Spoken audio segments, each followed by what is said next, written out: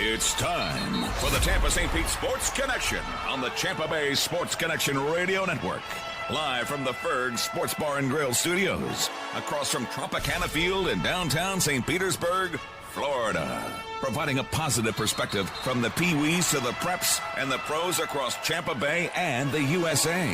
Get your head in the game with the Tampa St. Pete Sports Connection and your host, Mike Rickard.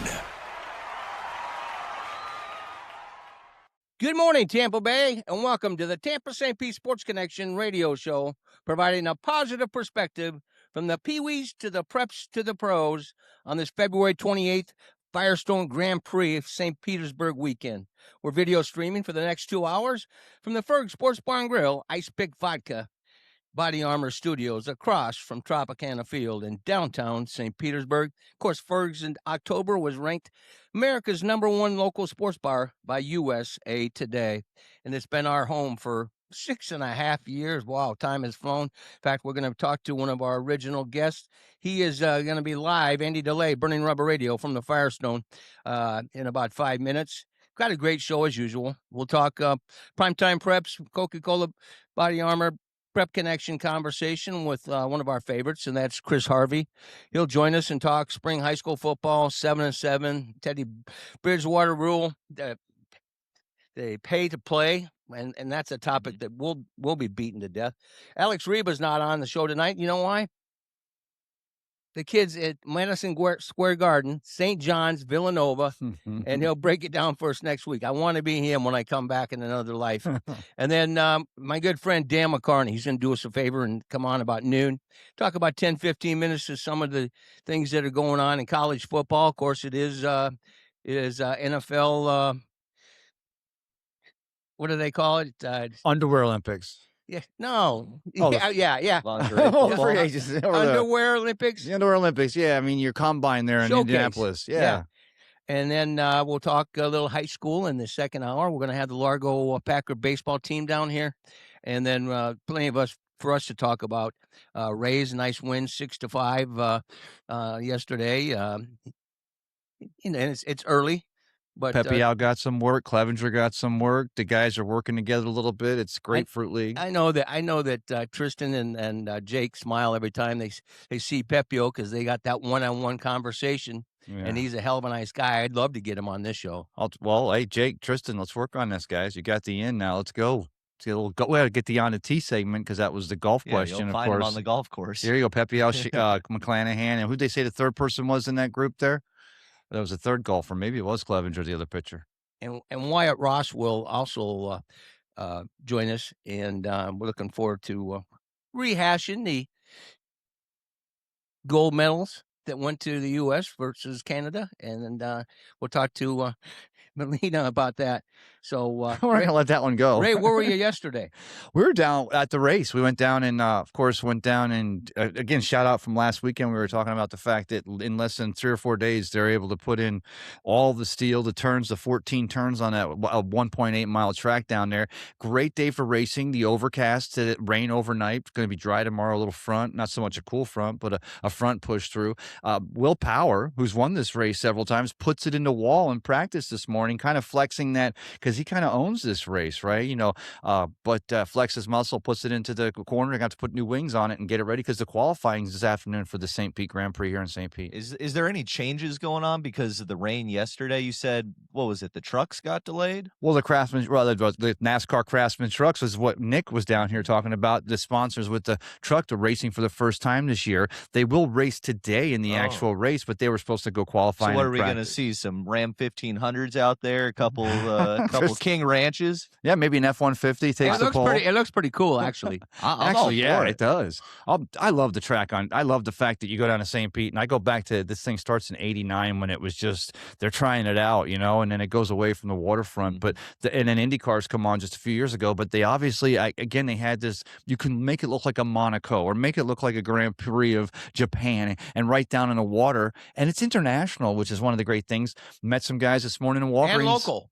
Well, yeah, and from Indiana this morning, people at Walgreens, they were getting their supplies to head down, Yeah. and again, it's expanding. Now we got people from here to the beaches that are coming in from all over the United States for this race, and that's a good thing. Yeah, I was down there at Perry's Porch this morning getting a little coffee. You know, Heck I got to get a little yeah. hyped up. You were down at Perry's Porch? Yeah, we went down there, sightseeing, looking at the water. Like, there's a bunch of people walking around there. People Buzz. from all over. They got their little passes on. Yeah. A pass I can't afford. I'm gonna probably go for Yeah, that $30 and shoes ticket. that I can't afford either, $1,000. How can you afford to go to Perry's Porch? It's a $5 cup of coffee on a Saturday. I Living can treat big, myself. yeah. I could treat myself Hey, after a long week of school. Don't dress for the job you have, dress for the one you want. So I'm at Perry's Porch having coffee, Hanging even though out, rubbing elbows, looking at ladies for future potential. Looking at something, enjoy myself. You're listening to and watching the Tampa St. Pete Sports Connection live on our YouTube page, Facebook, and of course Instagram. And we've got Jake in the house on the video, as well as Tristan taking care of our social media as always. And we're just, I'll tell you what, Adam Fernandez has just knocked it out of the park of late. Let's talk a little bit about the Rays and the moves that were made. As I watched that game yesterday, it's going to be an interesting 2026, guys. A lot of things going on. I mean, back to the stadium, there was the initial shock. I think people thought that with the new ownership group, they were suddenly going to go out and sign we were going to become the Dodgers East. That wasn't going to happen. I mean, you wanted to. I want to say they've spent judiciously. They've spent very cautiously, if at all. They've got some talent here, but that's what you get with the Rays, though, Ben. You got a great pitching staff. You give all the young guys on the farm a shot to want to get here. You got a junior Caminero. There's the potential, but the AL East in 26, it's going to be a tough ask. If anybody thought that we were going to spend money like the Dodgers, I mean, that's more money than probably all the tax dollars in Pinellas County get raised. So even if the city and if the governor was reaching out like he already is, and he's pissing me off with all, we'll get there later, but we couldn't even keep up with the Dodgers if we wanted to. But they've made some moves. They've done little things to get our attention as fans, and I'm happy, but I'm not. I'm cautiously optimistic. Cautiously optimistic.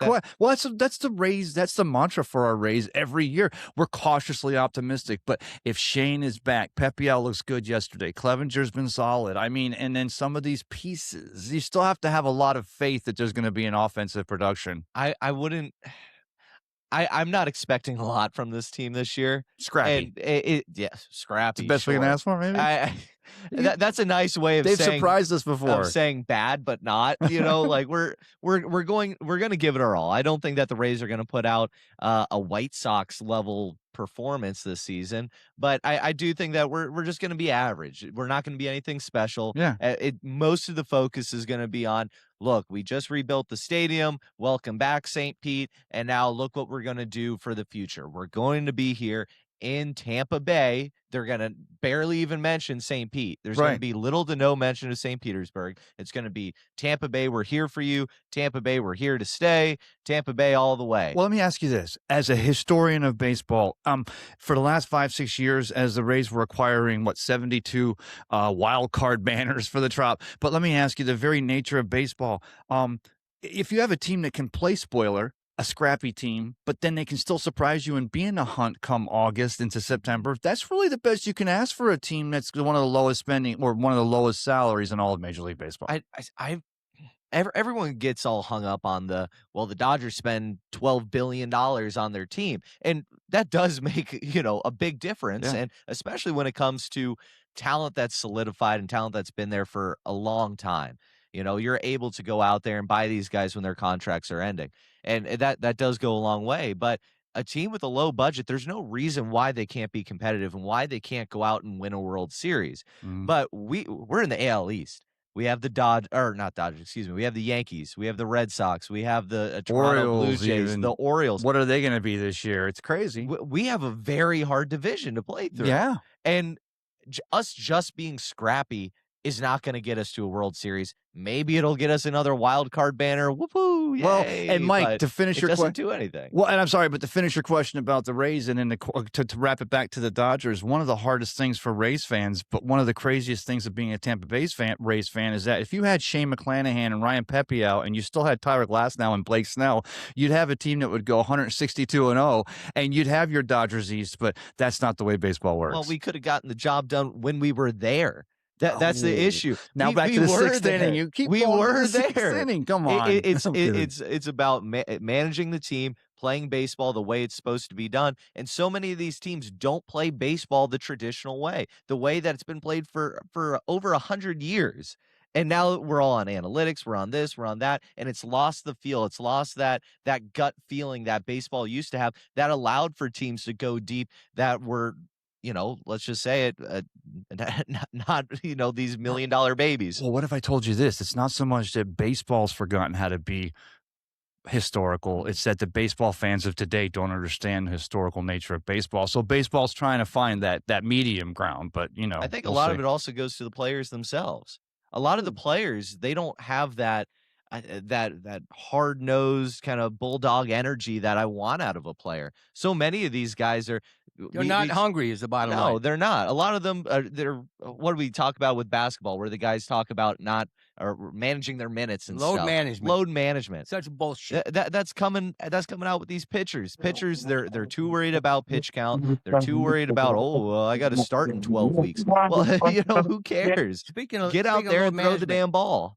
Sugar Shane, what do we expect out of him this year? Injury? Oh. I'm just being honest. He's going to get hurt. You're the eternal optimist. No, I like that. That's our story every year. This guy has an arm problem. Wow, you threw 175 pitches in a week and a half, and now he's going to be out for 2 months. Well, and the scary thing is, it was his last pitch in his last rehab start last season where he gets the strain, and now we're back on. So. But like Ben said, it could be any pitch. Yeah, it's for any pitcher on any pitch. Yeah, I mean, grow up. Like none of these guys are tough. They are as soft as tissue paper. The entire Rays organization, the entire Rays pitching staff. Oh, my oblique hurt. I have high school kids that are taping their own arms to go play in a Did you see Sam Darnold, the Seattle and the Super Bowl? Yes, he had oblique issues, and he's getting his ass kicked by 275, 300-pound defensive linemen. There's a point where you have to grow up and just be tough. Like, yeah, you're going to play hurt. You're going to play a little bit injured. Right. That's part of it. That's why you're getting paid $1 billion which is great. Well, there you go. That's great because you talk about the an oblique strain. Well, that was it. Taylor Walls. Taylor Walls was the third golfer, by the way, with Pepe and McClanahan. But that was going back to. But an oblique strain, a pitcher, and you take it back to this Sam Darnold. Sam Darnold's oblique strain. He's back in there 3 minutes later. You get a baseball player with an oblique strain. They're out for 6 to 8 weeks.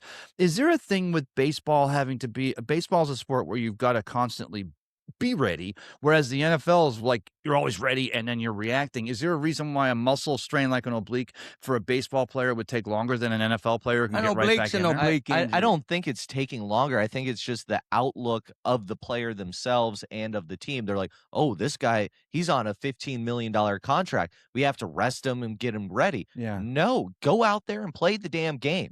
Babe Ruth ran full speed into a wall, knocked himself out. They brought him back, and guess what? He finished the damn ball game. Got drunk and partied with 4 ladies that night too. But that's the way the Babe rolled. And let me ask you: is Roman Anthony yesterday in the Red Sox Braves game? He gets the collision in the outfield. They're attending to him for 25 minutes, and they're like doing the whole, like he's getting the body scan, but he stays in the game. But it goes like you're saying there, $25 million a year. So they're like, let's make sure that toenail is not ingrown. Wait, time out. This is a sport. Let's get nasty, guys, because you're right. There's some of the toughness that baseball loses. Yeah. Hey, I got to tell you what's going on with Andy DeLay down at the Grand Prix. Unfortunately, and he of course is a burning rubber radio and just does a superb job. On our end, we're all set to go, but I think FS1's hogging all the bandwidth because he's having a heck of a time connecting with us. He'll attempt a little bit later on, but this is a conversation I wanted us to have anyway. I always tell you guys that the dinosaur picks up the New York Post every day because it's the best sports page in America, in my opinion. And it really covers baseball, and I know you can get it online, Yeah. Ben. So, winners are coming. The 30 who had the most successful off seasons, and the Rays got to mention 3 times about teams that picked up our people. Mhm. And number 29, 29. No, yeah, Nick Martinez. He got $13 million from small market Tampa Bay. He's one of the winners in the in the sweepstakes of 2025, 2026, and the Dodgers, of course, number 2. Right. And it's sad. Which is Cody Bellinger, the best pickup Mhm. across the board as far as most they're concerned. Go. Oh, with anything, just with the Dodgers, with the free agency, with the. I have an issue with free agency. I have an issue that dates all the way back to Curt Flood. Curt Flood, he's 1967. he's the guy who got this whole thing rolling. And I'll agree. I think that it was good and it's right what Curt Flood did. Sure, he gets blackballed from baseball. He ruins his career because of it. I shouldn't say ruins. He sacrifices his career for the betterment of the players. Right. He ruined it and sacrificed it at the same time. Yeah. Yes, but I feel like ruin has this negative connotation to it, where his sacrifice is more if you were a St. selfless. Louis Cardinal fan of those days, Well, sure. he had a negative connotation. It's because he was going to the Phillies. He's being sent over to them against his will, and he sues them under antitrust laws. Makes some arguments about some of his rights being violated. Racial tension in that racial era. tension as well, and I think it's a blessing and a curse because the reserve clause is kind of what held baseball together. And I think that kind of kept baseball a little bit more competitive. Yeah. You don't have the Dodgers so much. I mean, with what the baseball the Rays play Right. would have been a lot more beneficial if. Are you if the crazy? Yeah. If the reserve clause the way they know how to work the options and keep your way. We would still have every single player. We would still have David Price pitching on his rotation. So. You're not wrong. We would have such. But it's set us up for where we are today, where baseball and sports in general have skyrocketed in value. Yeah. You have an outrageous amount of money being spent. Dodgers have a like $2-3 billion payroll now, which I mean they do have to pay the payroll tax or the luxury tax. That's I am what it so is. over that because that's a thing, but it's not. It is, and they don't really care. They're just going to blow. Well, through it bought and the Rays again 7 of those wild card banners, but I mean, at the end of the day. But go ahead. I'm sorry. So I just hope that because I don't want there to be a salary cap. I think that will damage baseball even more. Well, they're talking about 280 to 320 million for the ceiling. For the ceiling. Yeah. That's it. The players are never going to agree to play. No. And I'll tell you, and for their lower teams, they're looking at 120 million to 140. It should be that you have to there's spend. the raise right there. Yeah. They should say that you have to spend a X amount of dollars, not a salary cap. It should be you need to spend at least a this floor. much. That's what we talk There about. needs to be floor. That's the way that you solve this. I don't think that you solve it through a salary cap because you're never going to. First of all, the Dodgers ain't going to agree to it. The Yankees aren't going to agree to it. The Mets aren't going to agree to it, and neither is the Players Association. Well, you can't have a salary cap because the minute you have a salary cap, you're going to give 26 other teams an excuse to the reason why they say our ownership's not spending to the cap, so that's the reason why we're not going to spend at the gate. But there has to be a ceiling because I think of having a floor is good, but then having a Dodgers, Yankees, and the Mets or the Astros that they decide to not tank, spending so much more. But you're right, a cap. I think baseball's a sport. You can't have a cap because of Babe let Ruth. it happen You got to. so long. Well, you got to have a superstars. You got to have the big salary. They're putting all the money on this arm or all the money on that bat. Whereas football are 11 guys, a 53-man team. Basketball, I don't even understand that deal. But no, you already know how I feel about basketball. yeah, I know. I thought we were going to break it down with you since Alex Reba's not here. Yeah, basketball. The slam dunk, the alley-oop. How can you be a hater? March Madness. The Tropic Thunder. Or not Tropic Tomorrow Thunder. Flint Tropics. Flint Tropics. Flint Tropics, yes. Flint Tropics. That's what it is. I told you about Jackie Moon. It's all basketball. It's on right now Netflix, all about the ABA. If it wasn't for the ABA, the NBA would not have. I'm so old, I went to ABA games. ABA. Well, yeah. I went to Denver. I went to Dallas. You name it, I went to But it. the ABA introduced the slam dunk and the 3-point, literally the two facets of the NBA game today that you can't get away from. I'm like, if it wasn't for the ABA with Dr. J and they brought it along. But I say this, guys, I talked to Tristan yesterday. We talk about going back to Shaquille O'Neal and the foul shots. Rick Barry, the best free throw shooter of all time overall in basketball. Underhand. Granny shots. Bring back the granny I shot. used to granny shot my kids to death playing horse in the driveway. Let me tell you. Piss them off. I will bring back the granny shot. I'll get season tickets to the Magic tomorrow. Well, let's just talk about the college game real quick. Yeah. Iowa State University, ranked number 5 in the country right now. Their free throw shooting percentage, these are collegiate athletes that are going to be going to the league. Right now is 67%. Imagine. It's all about That's pathetic. But their 3-point percentages is 98.3%. No, right? So there you go. It's 43, 44%. Ouch. No, I'm kidding. But that's the league. They don't do the fundamentals right. Where's the fundamentals? And now March Madness is coming up. You better make free throws. And we talked about this last week with Alex Reba. You have to make free throws. It's 6 games. It's hard to win 6 games. I'll get off the topic in a minute. No, you're good. You've got to win 6 games in a row. If you can't make free throws, you are not going to win the national championship. It's always going to come down to free throws. Yeah, they're free. You might as well take them, right? Oh, from the baseball guy. You do know something about it. Let me tell you what. It's in the name. It's in the name. Yeah. Naismith would be so proud of you right now. The ball's around. You get in the hoop, and hey, in baseball, you get a free pass if you want. Yeah, it's a walk. Yeah, exactly. So they have a lot in common. There's a wrong ball, and you get free. Yeah. Anyway, let's go back to baseball. Well, no, I just the baseball so far. Where you talked about getting back to the stadium and everything. I was talking to DJ Tim. The Rays are still bringing in some things over there. There's going to be some differences there. I know we're not talking past 4 years or 3 years. I guess if they started the stadium last night, 4 years. Be at optimistic. Least. Let's be optimistic. Ferg and I are saying 4 or 5 years. I figure you guys can prop me up here, put my broken down hands around we'll the have microphone. You. Yeah, no. Weekend at Bernie's. I'll wave. You'll be out at Wrigleyville. We'll have you out there. The camera angle, I'll be way away from me. I'll just be like, you guys, why are you propping Mike up? Because Rick Vaughn's coming for an interview today. I'm not. Just let him be. We got the strings up there. He can still get his old school guys in. We need the OG. Yeah, if you pan the camera up, you'll see. Tristan will be trying to push me out the back door. Just sit right here for a while. We'll come get you.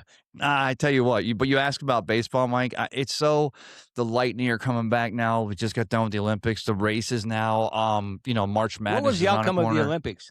I'm sorry? What was the outcome of the Olympics? USA had a great Olympics for a Winter Olympics. Who'd they beat? Obviously Sweden finished just ahead of us, which the irony there was. I was just curious. Somebody up north. Anybody in the house? Oh, we're talking. I was trying to get it off the Canada thing because I felt bad because you're still going there. She told me that her dad likes me pimping her. But I'm sure he doesn't like me pimping about his own home country, Canada. But we had a little fun with it on the golf show as well. And now that's the last thing I'll ever say about it. I promise you. Well, the Summer Olympics are coming now. So we got the Summer Olympics 2 years. So we'll give them a little bit of a respite. You're talking Canada and the Summer Olympics. I don't think you have to worry about anything. The Summer Olympics is the only good one, in my opinion. I don't like the Winter Olympics. It's a bunch of phony sports. That's because we're from Florida. The only one Olympic we know is curling or maybe hockey. I believe me, I love the curling crap too. Like, haha, it's funny. It's good to watch. It's a beer drinkers game. But it was on for freaking 12 hours a day. Well, here's the thing. Get it off my screen. I'm getting tired of curling. There was a lot of Put curling. Put something else on the damn TV. Well, you don't understand. I don't think either of you guys know. There was a curling drinking game, and that is that every time that the stone would land within that, you got to do a beer shot. Company. Ice Pick vodka. Gotcha. No, you got to do a shot of Ice Pick every time the stone lands within the corner, and that makes it a lot more fun. Of course, you only last the first round because there's a lot of stones falling in that circle. How long it was going on, it just never ended. How many different variations of bobsled can we have as well? There's the skeleton, the this, the that. I get it. That bobsled intrigues me, man. You are moving. No, yeah, you're flying. Like, it's cool to watch, but I'd rather watch John Candy and the Jamaicans do it in cool run-ins. Like, that's more entertaining half the time. Well, here's the thing. If we're talking about international sports, and we know this year the World Cup here is in America. Well, we got some World Baseball coming up, too. World Baseball Classic coming up. But I'm going to ask you, heard about what's going on in Mexico with they're running the cartels out and they're suddenly drawing a line. And I heard that FIFA, the world governing body for soccer, maybe Molina would be someone to talk to about this. They were like, because, the World Cup with 2026 will be in Canada, United States, and Mexico, all of the Northern Hemisphere. They're going to yank Mexico. No. Well, and not if the cartels are still running it, they said, we'll not come down there and play. No, they'll definitely play there. I have to. It's Mexico. Well, they're going to play in Mexico with cartel money. I can guarantee you that. They went to Saudi Arabia. Oh, is IMG now there too? Well, exactly. Yeah, they got $1 million. But, yeah, they took the Saudis' money. Why aren't they going to take the cartel's money? IMG's been doing it. The FIFA $1.2 million to a high school. Yeah, Can you but imagine? FIFA's not known for being, an above-board organization. Well, I didn't mean to say that. They're going to do it with the cartel money. It's not going to scare them away. FIFA is corrupt. Speaking of issues in the baseball world, I'm surprised you didn't. You usually find Tony Clark, and of course he's the players' union representative. Did you hear what happened to the cat? No, let me know. He got let go just this week, and they loved him. Yeah, the players. Yeah, but he had an inappropriate relationship with his sister-in-law. Okay, but yeah, who was an employee too. Well, in Kentucky, that actually makes you family twice. But the thing I'm saying, the reason why they fired, think about it. Now, here's the thing. And I'm not saying that's not right. But it's not right. Well, it's not right, but it's going on, and half America's doing that with their husband, with their brother or sister-in-law. But my problem is all of a sudden you fire an American League president, or no, the NFL, is it the American League president? And it's just because he had an extramarital with his sister-in-law, which is wrong. But it's more the employee part. I'm guessing that's the key there. It's because they were an employee. I guess, believe me, there's all the scandals in baseball. The thing you can't come back with, you can't, okay, you're going to slap him because he did this, but did they prove she stole, or did they? I mean, he was getting paid well for the job, but suddenly a year before the shutout and all these negotiations, the NFLPA or NFL, but the Major League Baseball Players Association and everything coming, you're going to get rid of the guy who you felt was going to get you through that process. Well, here's and that's the big problem, Ray, because the guy that they're bringing in, Bruce Meyer, is known for very intense negotiations, doesn't budge. Tony Clark, it probably would have been a shorter period of time because he loves the game. People like him. He would have been. They would have been a little more flexible working with him. This Bruce Meyer puts up a wall, so you could see the lockout be even longer now. Well, I'd like to know the timing on that. Did somebody know about this relationship going back, or how long she's worked there?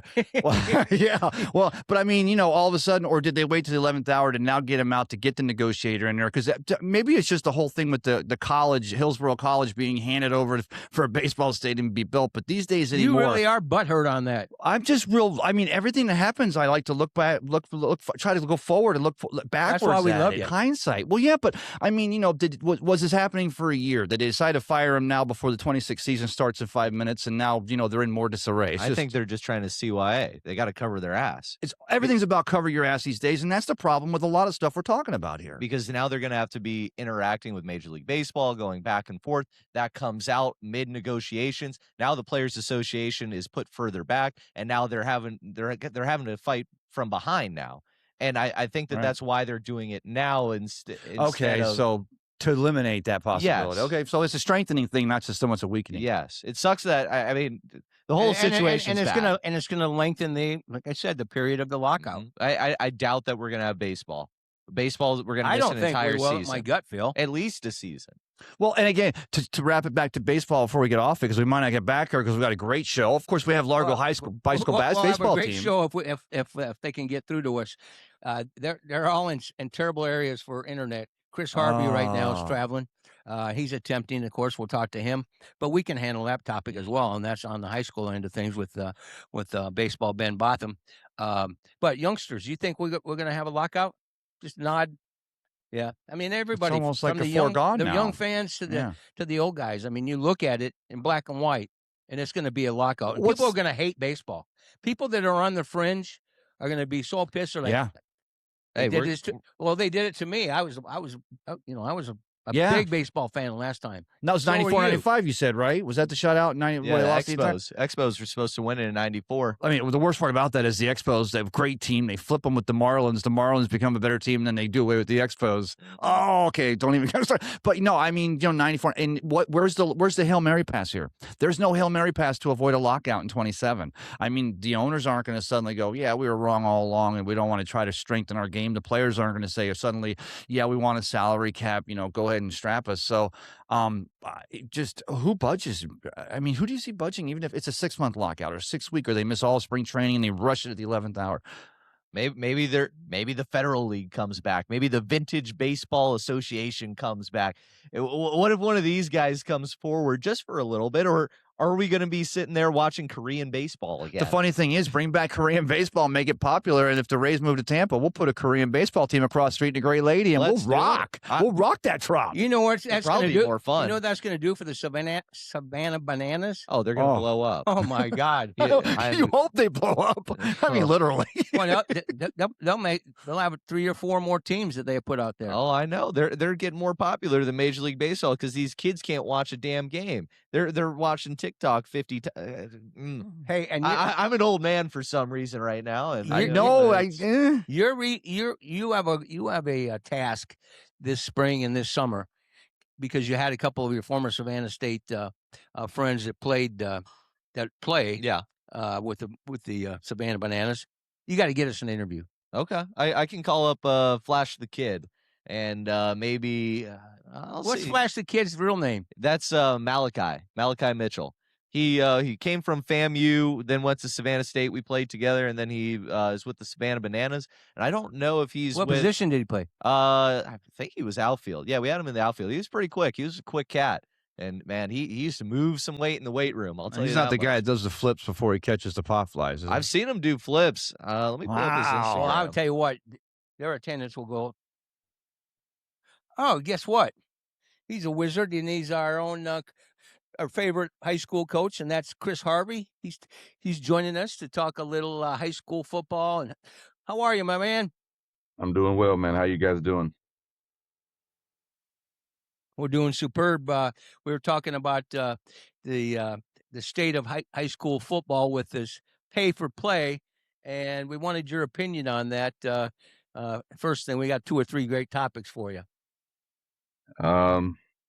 I think it's one of those things that, I mean, I'm not a fan of it, but apparently if you watch everything else that goes on in sports right now, that's the direction it's going, and I'm not real sure how any of us can stop things from happening. I mean, I don't think it's hitting high school sports as much as what it will in the not so distant future. But I mean, what I am afraid of is I think everybody can see, I mean, the negative things that have caused or happened because of it in college football, and I don't see it being much different when it does get heavy into high school sports.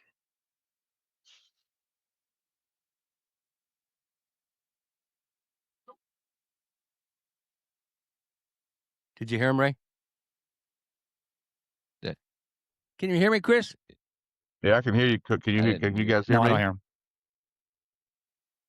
Yeah. What your last thought? We missed it, but we got plenty of questions. Hey, Coach, I wanted to ask you. We were talking about the. We were talking last. We talked. We were talking about the alignment and some of the things we're talking about with some of the divisions and stuff like that. Moving forward, is that some of the things we're going to see addressed?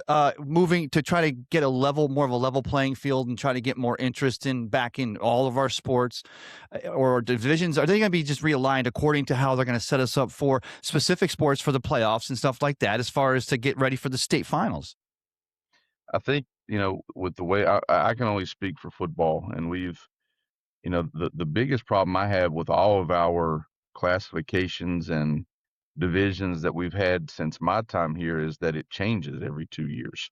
And I think it's just a matter of, when you're a governing body, you want to please as many people as you can. But I don't know that who's to say that we haven't had a division or classification system that we've used in the past that didn't work, that may have created the most likely or most efficient route for competitive balance, but we just didn't stick with it long enough to figure it out, because if it doesn't please people immediately, then we think that if we complain, it'll change, and that's just what's happened. It just changes so much. I mean, I can't sit here and say that I have the perfect answer, but I just know that we haven't given the attempts that we've had enough time to actually figure out if they do work. And coach, that's what I was alluding to, that because sometimes it seems like it's when we were kids, it was always about how you were zoned and, the class Yeah. ball you were playing in, and then politics is always involved. But yet we're just talking about trying to find, like you said, don't give up on a scenario, give it a chance to play Yeah. out more, to find a more competitive or level playing field to get to build forward, right? Yeah. I mean, and also I do think that is there a lack of competitive balance in the state of Florida? I think there is. But I think sometimes we fall back on the easiest blame. Like I hear all the time I'm from a private school, and there's competitive imbalances created because I'm a private school. But to be honest with you, if you look at the majority of the rules, if the majority of private schools in the state of Florida can't take advantage of some of these rules that are like non-traditional students. Our school, most private schools throughout Florida, doesn't take a non-traditional student, which means if you aren't sitting in a seat at our school, you aren't allowed to participate in sports. But then there are other places, mostly public schools, where whether you come from a charter school that doesn't provide a sport, or you're at another public school that doesn't provide a sport, or you're a homeschool kid, those kids are able to play in those public schools right now. So, I mean, there are issues of competitive balance. Surely, being a part of a private school with the financial support that we have can be considered that. But then there's also rules that are in place that allow for public schools to have competitive balance if they so take Yes, advantage sir. of them. So I think I think there's an argument for each side. I don't know that there's a perfect answer for everything. Um, and sometimes it's just like anything else. I don't think people really want the perfect answer. I just think they want something to complain about. And we're talking, of course, with Coach Chris Harvey from the Clearwater Central Yeah. Catholic High School. Fantastic football program. But, Coach, let me ask you this. The Teddy Bridgewater rule, they're calling it now, right? The $15,000 per coach per sport, or being able to spend on their players and such. What kind of an impact or change will that have on our public schools and then also our private school programs, or will it be both in the same? Well, I have to be honest with you. I haven't read much into it because a few of the headlines that I read was that um, the state now will allow a coach to spend no more than $15,000 of his own money to help support players. Well, then at the same time we're having those conversations, we have a huge entourage of coaches in the state of Florida who, rightfully so, are fighting for them to be able to make salaries that are equal to the amount of work that they put into. So I think sometimes when people make laws, it's just a way of sugaring things up. I mean, what high school coach has $15,000 of his own money to be able to spend on his kids? Now, that's not saying that a coach, no matter what the salary he makes, part of a coach is being able to take kids from where they are and meet them where they are. So I have the privilege to work with kids that come from all different walks of life and economic backgrounds, and I'm not going to let a kid do without. All right, but now you're telling me I'm allowed to spend up to 15,000. How about finding rules that would allow you to be able to help those kids that need it when they do? I mean, I think it's just I mean, the name itself is just a knee jerk reaction to a player who I have nothing against what he was doing. Was helping his kids where they needed the help. He was creating an experience, providing an experience. Now, does he have the means to provide a better experience than probably I would as a coach? Surely. But I mean, again, it's just a lot of these conversations are brought up because people don't necessarily like the advantages that another person has. So if they complain about them enough, then somebody will make a rule or a law that will address it. So, See, and I gotta that's say, I just my think thing. football is a different animal compared to all the other sports. Football, first of all, in Pinellas County, is the only sport that makes money. Baseball doesn't make any money. Tennis certainly doesn't. Bowling doesn't. What about bowling? No, we don't make any money. So the only one that's solvent that's actually making money is football. And what I'm nervous of with a lot of the advantages that the private schools have is that they have the ability to throw a lot more cash towards these teams. When you look at the baseball programs, at least in Pinellas County, a lot of the baseball programs haven't gotten baseballs that you need to play, and you go through about a dozen a game, and a box of baseballs costs well over $100. The county's not supplying that. Wow. We like we're a program that has some money, and we're trying to get baseballs from the county. They said maybe we can get you 5 dozen. I'm still stunned That's 5 games. That's 5 games you I'm get to still play. stunned that Boca Ciega They does don't not even have a baseball program. program. And that's the thing, is that those kids in the public schools, I think what you're gonna see is a lot of people starting to go to just travel ball, and you're gonna see people are these players losing a lot of the skills and a lot of the fundamentals that you develop at the high school level, and it's gonna be a detriment to baseball as a whole in Florida and Pinellas County, and it's gonna affect other sports. Football, it's gonna be completely different because it's the only one that makes money for Pinellas County, and you're right in saying that probably the disparity between the high school or the public schools and the private schools in that sphere, I think is a lot more even than, let's say, baseball or tennis or bowling, any of those where you can get a lot more funding from the private school as opposed to Pinellas County.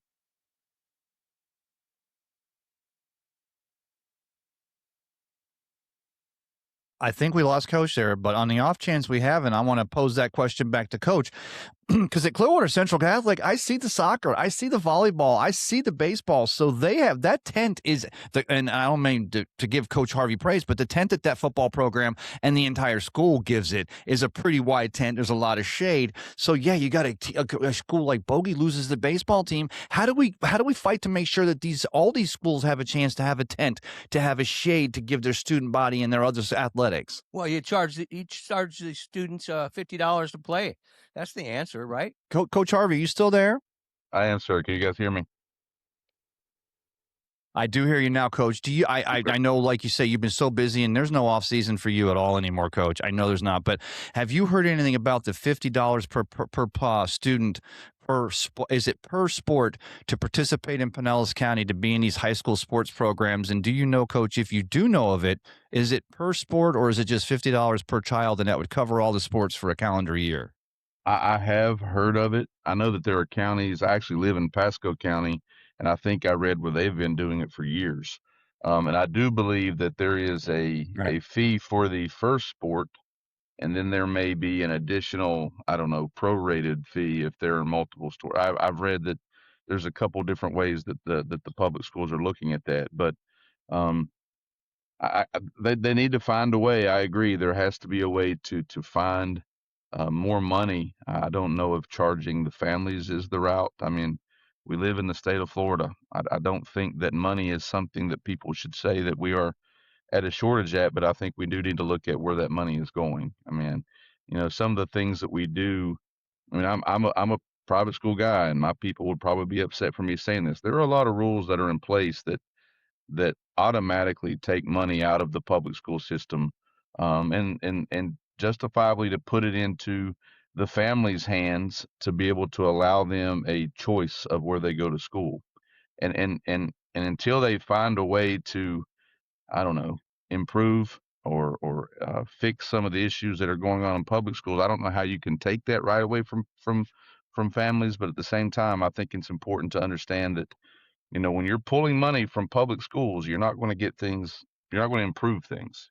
So I mean, I'm not a politician. I'm a football coach, but I just know that money makes the world go round, and if they're constantly finding ways to take money out of schools, they have to find a way to sort of insert more. Now, I think that's what this is, a fee, but then you're putting it back into the families that, I don't know that that's something that they can handle.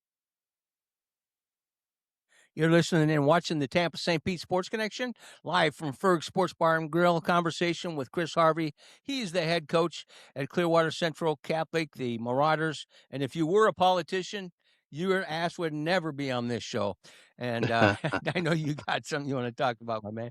Well, no, Coach, I wanted to say I'm glad you said that, and I know you didn't. We don't have it for fact, but we're gonna follow up on this because Mike and I and Ben were talking this morning, kind of spontaneously about the whole $50 deal, and it was like, I tried out for wrestling in high school. I went out for basketball until I literally realized I could not shoot a left-handed layup. I mean, we tried these things, and I know Coach Harvey, even there at Clearwater Central Catholic, in all of the established programs you still have those crossover students that come out, and that's again part of building that student body enrichment. So I'm hoping that is like a $50 initial and then maybe a per diem, or like you said, a prorated, because that's what sports in high school is all about. It's about winning, but it's really about involvement, and that's what we're trying to do, right? For all kids. For the entire student body, and then the parents by association. Part of that is the community. So the athletic director for Pinellas County has come out and said that there is going to be some kind of a waiver to get around the $50, whether it's kids who are eligible for free lunch, that they wouldn't have to pay that $50 waiver, or maybe even a reduced fee to play. Those things are going to happen. Well, in Pinellas, that's a lot of waivers. It's a lot. But the thing is it's going to be for just predominantly the economically challenged schools. Those schools are going to have entire football. The Gibbs, they're going to have Ciegas. They're going to have entire teams that aren't paying that money, and then and it's not fair to schools like Seminole, to Osceola, to Eastlake, that you're going to have an entire program of kids all having to pay and shell out this money. And they probably do have more money than the kids going to Gibbs, but that's still tough to put out that much money. You got 3 kids, and each one you're going to have to shell out $50, $70, $75, That's maybe $200 for that kid to play. It's not fair, especially when these kids go to graduate. You got to pay even more money to graduate. Yeah. You got to pay money for the books. You got to pay money for this. It ain't free to go to school, and now you're paying even more. It's ridiculous. Coach Harvey, that could drive them to club sports. It is, and that's what's going to happen. These kids are going to be playing travel ball, and those costs considerably too. Trust me, I know. It's going to kill every sport but football. That's what's going to happen. Coach Harvey, you got to go in your own pocket. You're part of a program. Go ahead. I do have a question though. I'm sorry, but I know we're saying that we're pushing. If these actions are going to push them to club sports, I did have a public school coach in Pinellas County that made a point to that effect. These club team sports, they're not inexpensive. I don't think that pushing them to club sports, because those are more expensive than any $50 fee there would be. I mean, I don't agree with the fact that, I don't know how much competitive imbalance is going to create by charging a fee. I don't really know if I agree with the fee, but I think that, outside of football, you are right. Outside of football, club sports have annihilated high school sports in general. And the crazy part about it is club sports. I mean, I know there are scholarships opportunities for those things, but those aren't cheap either. So I think that, I understand what you're saying about, certain schools would be forced to pay more than others because of where they fall economically. But again, I think it's just a knee-jerk reaction of trying to find a quick, easy fix. When if you improve the schools in general, right, then those things that we're talking about are naturally going to improve as well. I mean, that's just my opinion. So. Well, these club sports, and you see this happening, since there's no guidelines, and if they are, they're not tightly watched. They get sponsors, they get car dealerships, they get dads that own businesses. So there's no regulation there, and they can load up their teams. And I saw it, raising my kids, back in the 2000s, it was rampant. Here I am, my little sports connection sponsoring a team, and a guy that owns 4 car dealerships. His guys have the best unis. They're traveling in great vans. I mean, and then there's urban areas where they're going in and plucking the kids and showering them with gifts and money, and nobody's monitoring that. So why would they want to go play for their high school if that's going to cost them? And that's one of the dilemmas that it causes. It happens in baseball with the perfect game stuff. They'll get these kids and they'll say, okay, you're a pitcher. We're not going to charge you to play in this tournament because we want to show you off. They're going to charge the kids who are, the B and the C tier players. They're going to charge the crap out of them. But the A tier players, no, we're bringing them in. We're stealing them. We're snagging each and every single one of them. And I maybe it's just because I'm a baseball guy and I see how crazy travel ball is with all that, but it's absolutely absurd. Basketball's just as bad. But yeah, I could imagine, how much I love basketball. Well, it used to be Soccer's bad too. I want to ask Coach Harvey this, but I want to make a point. It used to be every high school team, every sport had one or two travel ball players. Now it's everybody's a travel ball player, and the team's lucky at the high school if they have one or two of those travel ball players on the team. Not in all sports, Ben, because it's different in every school. But Coach, we're talking about load balancing from the NBA all the way down, and then we have the debate every year about 11-year-olds being taught to throw a curveball and throwing their having a Tommy John surgery before high school. At the high school level, especially there at Clearwater Central Catholic, you're a good coach. You're a great coach. You obviously your D1s or your guys that are committed and stuff. You get toward the end of the season. You're also more about getting those underclassmen time playing. But have you seen it? Starting to see it at the high school level. Kids coming in, they've got an idea of their parents on a load balance for their student. And how would that affect the program, or how do you not let it? I don't think that. I think the one thing that with me in football is not like any. The one thing that sets football apart is you cannot play football year round. I mean, it is your body would not. I mean, the crazy part about it is there are youth leagues that are playing football year round. But once you get to, even high school, it's not a year round sport as far as the actual competition goes. Now there's training involved and there's other things. So I don't see that load balance being something that comes into our sport, but it's definitely things that are in other ones. And it's just another thing with a high school coach, that'll be added to the plate for all those guys to be able to handle. And you're not handling kids then, you're usually handling parents. And, I like supportive parents. I think parents That's are where a the part of problem's the at. development, but the parents are the problem. You know what I mean? We don't have football year round, but we have 7-on-7 in the off season. And I've caught flack in the past because I'm not big on 7-on-7. I mean, I'm an offensive lineman. I could care less about 7-on-7. It's a drill that you do during practice. But in the off season, a majority of our players are involved in 7-on-7 teams. And the thing that scares me about it, well, there's multiple things that I don't like about it. The thing that scares me about it is that overuse. You know what I mean? So if we're going to transition to where more and more players are going to be 7-on-7 players in the off season, then I can guarantee you at some point in time there's going to be a load balance discussion that moves into football the same way it does into other sports. Sometimes I think it's a crock, but it is something that has started to come up more often. And Coach, 7-on-7, let's be honest about it, is a moneymaker for the people that hold the tournaments. Yeah, I argue. I have real close friends, and I've got players that'll argue me with this. But I mean, I coached in college for a dozen years, and I've got real close friends that do a lot of recruiting. And do I think that competing, anytime you can compete in anything, I think that's the importance of having my players play multiple sports. I like people that play basketball and run track because it adds physical things, but also the mental aspect of just constantly competing is important. I think 7-on-7 does that. There are some skill development things, but as a former college coach, and this is something I'm going to ruffle people's feathers with, I just don't think colleges recruit based off of 7-on-7 performance. I mean, film itself is still is a tangible. It's not as important as how big, tall, fast you are when it comes to recruiting. So I think that 7-on-7 is good, but I don't know that it should have the same weight as everything else.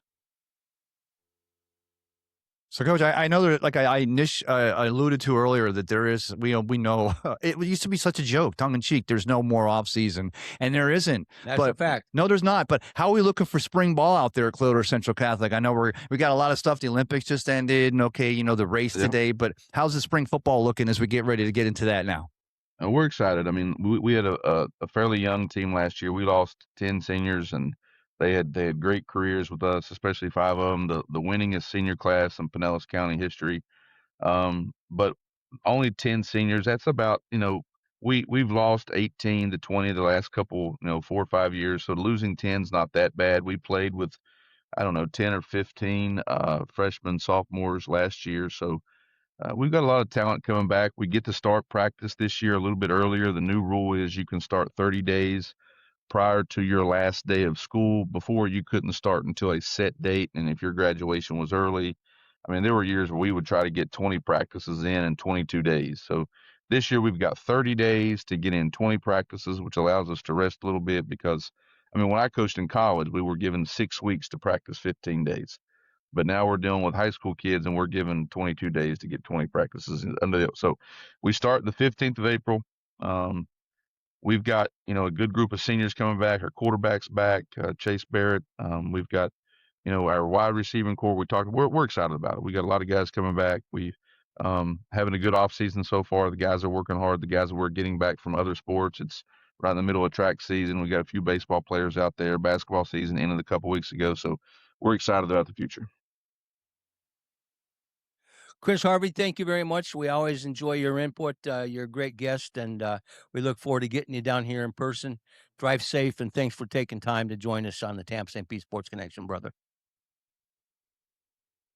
Always a pleasure to talk to him, and always a pleasure, especially after and I have to say it, after the USA won the gold in the men's and the women's hockey, to bring in our own Wyatt Ross, and he's our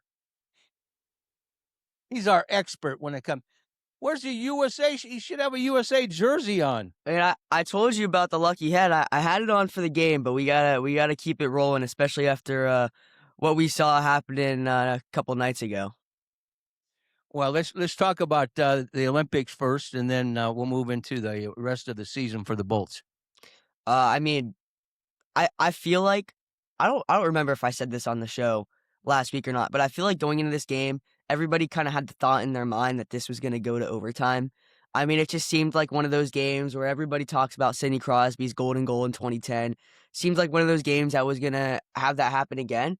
And I'm going to shout myself out. I was right about John Cooper playing mind games with Crosby because I don't know if you guys saw, he's now on long-term IR. So, to go from day to day to long-term IR right after the Olympics, little fishy. So I'm going to pat myself on the back on that one.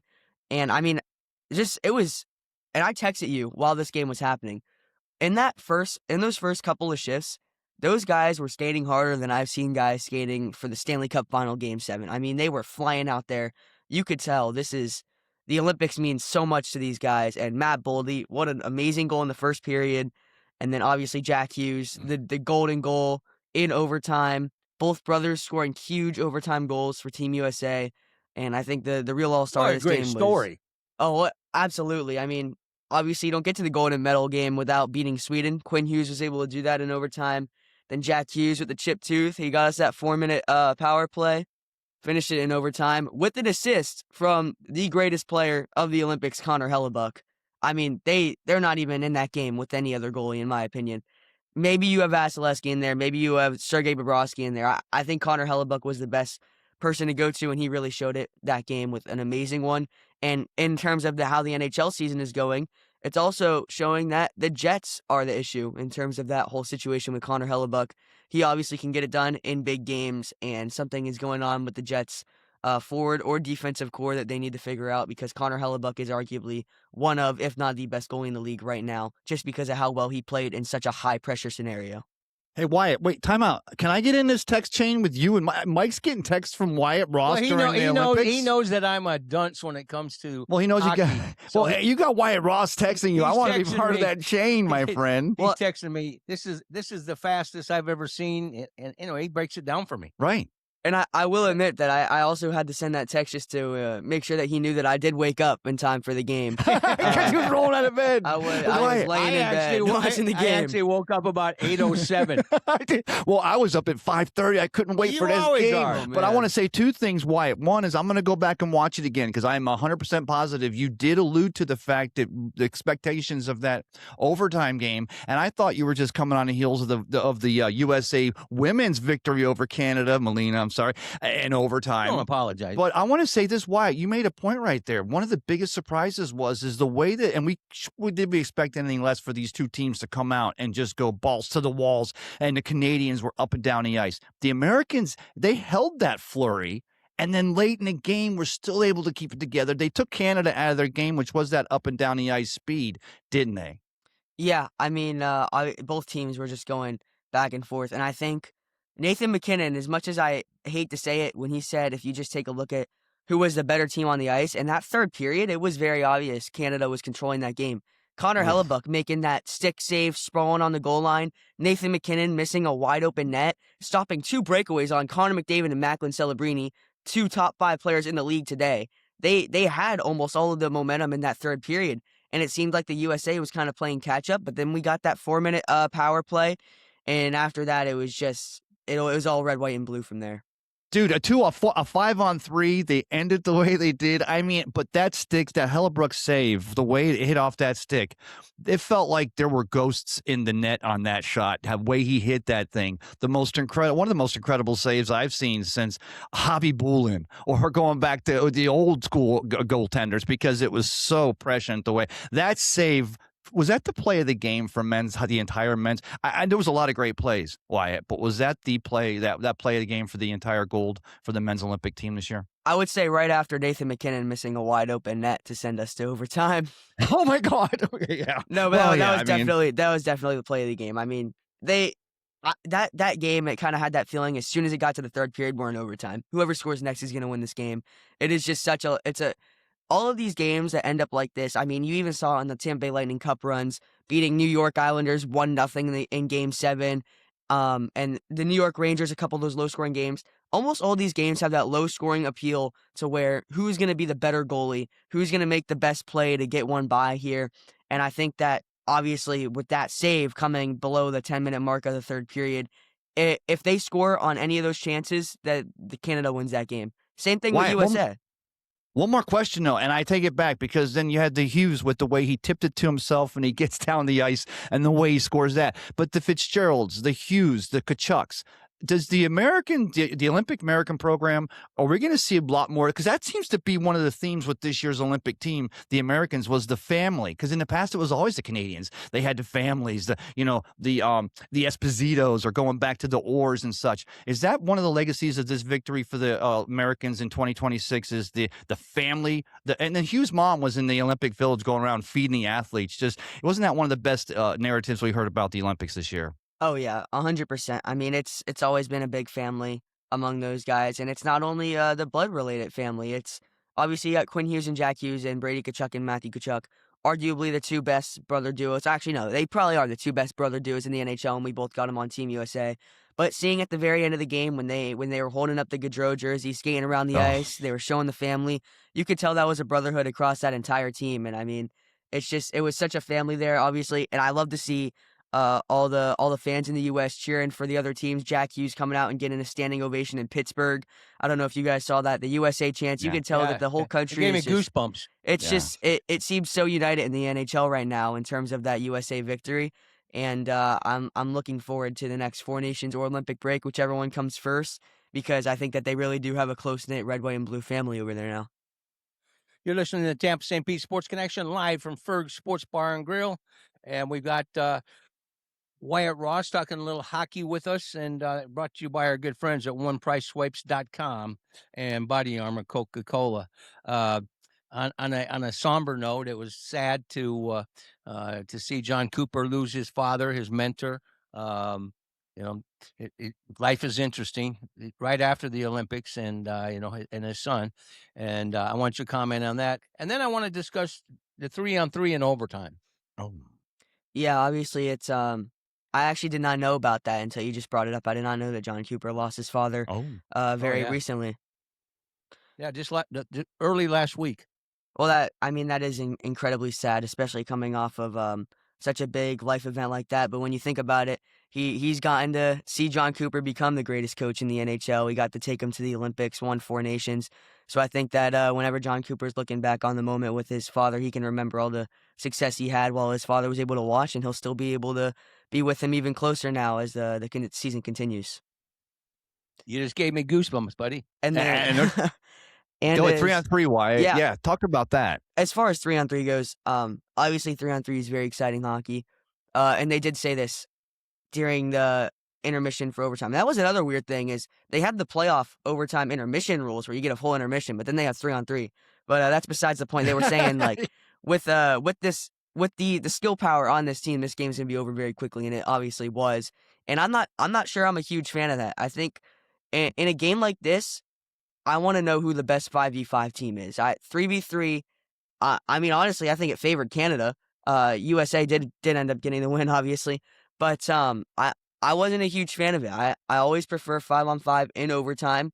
I think that really shows you who the best team is, and I'm glad that we did not have a shootout anymore, because at that point it's really showing, okay, who has the best skills on the team. It's not telling me who the best team is, and I think in an Olympic setting like that, I want to know who the best 5v5 team is. I want to see 5v4 on power plays. I don't want to see these 4v3. It just becomes almost a skills competition at that point. I love it in the regular season, don't get me wrong. Regular season, I love 3v3 overtime. But in a game, a deciding game like that, for whether it's a gold medal or the Stanley Cup, it's 5v5 on overtime for the Stanley Cup for a reason. And I think it needs to carry over to the Olympics for that same reason. Well, he's Wyatt Ross. I'm going to cut you short because I've got Coach Dan McCarney in an Uber, and I don't want to roll up his fee today in Ames, Iowa. But my man, the teenage phenom, covers it like no other. We'll talk Bolts in the rest of the season and your thoughts there. But it was great to be an American, and this is a sports moment that will go on in the minds of many, just like the 1980 team. And there'll be a movie. Netflix probably has the rights to it right now. I hope to see a movie on this one pretty soon, because that was a very entertaining Olympics. Wyatt Ross is going to play Hughes. Oh, there we go. I'm telling you. I'll take actually both of the Hughes brothers spots too. If they don't Either or. Yeah. Just no Kachucks. No Kachucks. Hey, as a guy that used to be in boxing, I loved it, the broken tooth, man. I mean, that was a freaking Rocky moment. That was awesome. I mean, that was classic. Riot, have a great weekend. Tell your pops hello, and I look forward to a conversation next week. Thank you very much, and as always, go Bolts. Go Bolts. Now let's get ready for a little energy, a little shot of energy, and that is the great Dan McCarney. He was a former head coach at Iowa State University, and then he was at North Texas State. He was on the Florida staff when they got 2 national championships, Tim Tebow and Urban Meyer. And then he helped jumpstart the USF program with Jim. And I'm looking forward to this conversation. How are you, Mac? Great, Mike. Back in God's country in the state of Iowa, man. I know you love this place, and so do I. But there's a lot of snow stacked up they had a blizzard here about 10 days ago. Yesterday was sunny and 60. I was about ready to sunbathe out in Des Moines, Iowa. Hey, I know my son said he's coming down for Easter. Said can't come soon enough.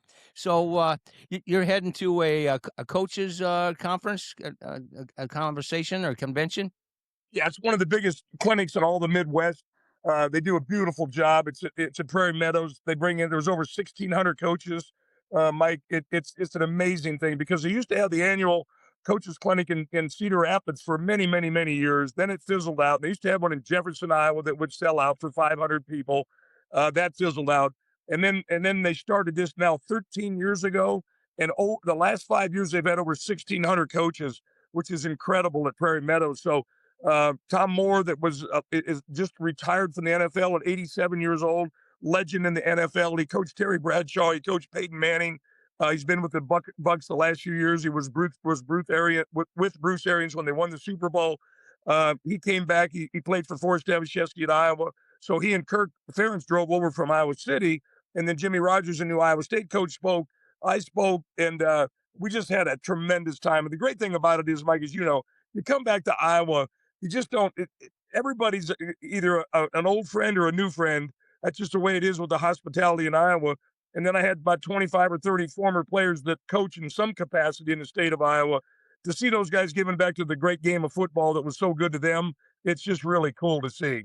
I forgot that I went to a couple of those back in the day when I had the Iowa Sports Connection, and was blessed because, a lot of conversations, interviews, and plenty of content. But I guess, that's all positive. And Coach Moore, they broke the mold with that cat. How old is he? 82? 87. He just retired because his wife had a stroke, Mike. His wife had a stroke, and she's doing okay now. But that was the motivation to quit coaching. And if you listen to him yesterday, Toby Keith wrote the song after golfing with Clint Eastwood, and Clint Eastwood was golfing 5 days a week. And Toby said, "How the hell do you do this? How do you do this at 90 years old?" when he was out there at the time. And he said, "I don't let the old man in." And Toby Keith said, "Well, I'm going to go write a damn song about that." And if you haven't heard it and listened to the lyrics, Mike, you got to do it. Great I song. play it once a week to remind myself, my It's his man. ringtone. I'm telling you, Yeah. how old would you be if you didn't know the day that you were born? Isn't that a classic lyric? I love that lyric, and I've used it often. My dad's 87, and I sent it to his wife to play it for him. Speaking of Coach Monty Kiffin, I mean, they were cut out the same, you know, and he's a Nebraska guy. Those two were cut out of the same cloth. No question. Just ball coaches. They could line up and coach about anything in the game of football. When things didn't work out at Iowa State for me, I was offered a job at the Tampa Bay Buccaneers. I interviewed with John Gruden and Monty Kiffin. That was 7 hours at the chalkboard. We did take a bathroom break and a water break, but that was one of the most grueling things I'd ever been through. And then they did offer me a job, and I just don't know at that time, honestly, Mike, if I felt like down deep in my heart that I was good enough or smart enough or talented enough to coach in the NFL. So I decided to go with Jim Levitt at South Florida. We ended up having we caught lightning in a bottle. We went to number 2 in the country. We beat Auburn at Auburn. We beat Rich Rod and West Virginia. They were ranked 5th in the country. We beat North Carolina. They were ranked. We beat Louisville. They were ranked. It ended up being a great decision. And because of the success of that program, I got the opportunity to go join Urban Meyer at Florida. And we were 30-2 our first 32 games and won that national championship. So it's been a great run. And I'm just so blessed because, Mike, honestly, I never knew growing up, I never dreamed that I was going to get an opportunity to be around so many special young men and so many great players and so many great people and so many great coaches in my career. I've been really blessed. And Coach, I was going to say, of course, that led to the call from Urban Meyer in the plane. You were on your way, I think you said, to Alabama State. Was it the coach or? No, I was actually offered the job at South Alabama. South Alabama. Urban was recruiting in Houston, Texas with Chuck Heater.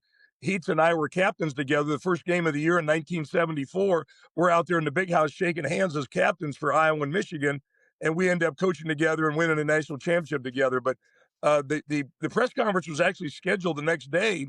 Mike Gottfried and Joe Gottfried. Joe was the AD, and Mike was a longtime ESPN former head football coach at Pitt and longtime ESPN color guy, football analyst. And those two double teamed me and my wife Margie, and I was all set to take the job. And Urban called the night before I was going to fly in for the press conference. He said, "What are you doing?" I said, "Getting ready for a press conference." He said, "Where?" I said, "South Alabama." He says, "Well, hell, they don't play football." I said, I know, but they got $12 million in the bank to build facilities and get a office complex and practice fields and locker rooms. We're going to play our games in the same stadium where they played the blue-gray game for All-Star game for many years. And that's when he said, "Well, listen, that's a great opportunity, but if you haven't gotten to campus and you haven't accepted the job, one time in your life, you should go to a place where nobody on our schedule will have better play. Nobody that we play will have better players than us. Now, they might be the same, they might be as talented, but you'll never play a game where they have better players than us. And the other thing it'd be cool for you to do one time, how about getting one of the big ass rings for a national championship and get to the top of the mountain?" So that was one of the hardest decisions I had to make, to call Joe Gottfried and Mike Gottfried and those guys. But in the end, it worked out great, and my family got to enjoy being a part of a national championship. And as you guys know, in the profession of college football, that's really hard to do. You got to be really good, really talented, really lucky. But we were able to do that, and it was a really special experience. In fact, Urban Meyer, who also lives in Sarasota, he's got a national champion head coach's house, a little nicer than mine. But we both live in Sarasota. In about 3 weeks, we're going to get together, and he's got about 7 or 8 of our coaches getting together from that national championship staff for the day, go out in a boat, tell stories. Some will even be true. And he's going to bring in Jeremy Foley. Jeremy Foley, the guy that hired Urban and was with us in the trenches, as good an AD I'd ever been around, and it'll be a hell of a reunion. The coach, you're going to be down there. Is that going to be you guys are getting together to root for the Florida Gators in the March Madness tournament about the same time, or is Iowa State going to be making a run here this year in March? Oh, look out for TJ now. I'm with Eric Anderson right now, one of my former captains, and we're real fortunate. We're real connected to TJ, and we're going to hit that game today and cheer like crazy for him. And then I'm going to meet with one of their top recruits. I think maybe their top recruit after the game. He and his parents are there, and TJ and I have gotten a great bond, a great relationship, and he's a real special guy. And if you ever get a chance to play tennis with him, watch out. That little son of a gun's got a hell of a spin shot. TJ's got a hell of a spin shot. Well, he's got guns. There's guys on his team that don't have the guns that he has. Well, enough of the national media have been saying, we really respect and appreciate TJ Otzenberger in that polo shirt that's a small, or that polo shirt that's or that polo shirt that's a medium. But I'm just telling you, he's a competing son of a gun. Thank God we got him at Iowa State, and we're really looking forward to today. Zach Butler's going to join us, another former captain of mine. We'll see other former players and cheer like crazy. TJ's got him 15-0 in Hilton Coliseum, going for 16-0 today. Against BYU, that's going to be a tough contest. But no, it's Texas Tech today. Texas Tech. I'm sorry, you can't go against Hilton Magic, my man. You know that, Johnny Orr. Mike, it's real now. It's Hilton Magic is real, and they're going for 16-0 today. And I'm not a betting guy, but if I was, I'd be calling Vegas and putting money on the Cyclones. Coach, I got a question for you, because it seems like every time we talk to you, there's more news, NILs, transfer portals, playoffs, expansions. The Trinidad Chambliss, Ole Miss, the guy made that program, kind of took him on his shoulder, took him a lot maybe as far as they were going to go, even with Lane Kiffin, who knows. But he goes to court in Mississippi. He gets that approval for that 6th, or is it his 7th year? I don't know. 7th year. But where are we falling, Coach? Because it's such a changing landscape continuously. But you, Coach McCarney, how are you feeling about these athletes? We always want them to get the best they can. We want them to get the best overall experience. But at what point is it just part of the continuing professionalization, if you will, of college football or college sports? Well, one of the things I think there's a lot of hope and excitement for the future that we can get this under control, because you guys know it's out of control, and we want to pay student athletes, men's and women's athletes. It's what we fought for many, many years, and we're finally getting an opportunity and a chance to do that. But I'm telling you, Urban was invited along with Nick Saban to meet with President Trump, some other dignitaries, some other people that really understand the game of football, to try and get this thing under control, because right now it's out of control. And when you get quarterbacks that are playing at 5 schools in 5 years, something's wrong. How about loyalty that's unconditional and unconventional and uncommon? Stick together, stay together, enjoy the brotherhood, enjoy winning, enjoy having success, instead, as soon as the season's over, looking for someplace to take your ass to another school. So it's got to get under control. I'd really like to see it where you can have one transfer without any penalty, get in the transfer portal one time. With this nonsense of transferring 3 and 4 and 5 times just to try and get more money at the next place, it makes me sick to my stomach. So I'm hoping we can get that under control. It's out of control right now, as you guys know. And I'm hoping, and of course, right now, as you guys know, what happened at Indiana is putting a lot of pressure on other coaches and other administrations and athletic directors, because a lot of people forgot he won 11 games a year ago, and he brought basically his whole James Madison team with him. But he was able to back it up this year by going out and getting all kinds of transfer portals. And I was talking to Kirk Ferentz, who spoke at the clinic along with Jimmy Rogers from Iowa State, and Kirk took 15 transfer portals this year. I think the most he'd ever taken before was 4 or 5. But it's the Indiana influence that you take guys. And as I asked Kirk, and this would make sense to you guys, I'm sure. I said, what's the difference with the guys that came in at the semester in January and came through the transfer portal? And he said, maturity. Just being there, been through it, having a better idea what it takes, and not having to make the transition and moving away from your mom and your dad and your family and your everybody that loves you and your girlfriend and everything back home. They've already been through that for the most part. And the maturity level is much higher with these guys that are in the transfer portal. But I just hate that you can leave 3 and 4 and 5 times, bounce around like that, and leave everybody else behind the team that you were a part of. I don't like that at all. I don't think it's good for college football.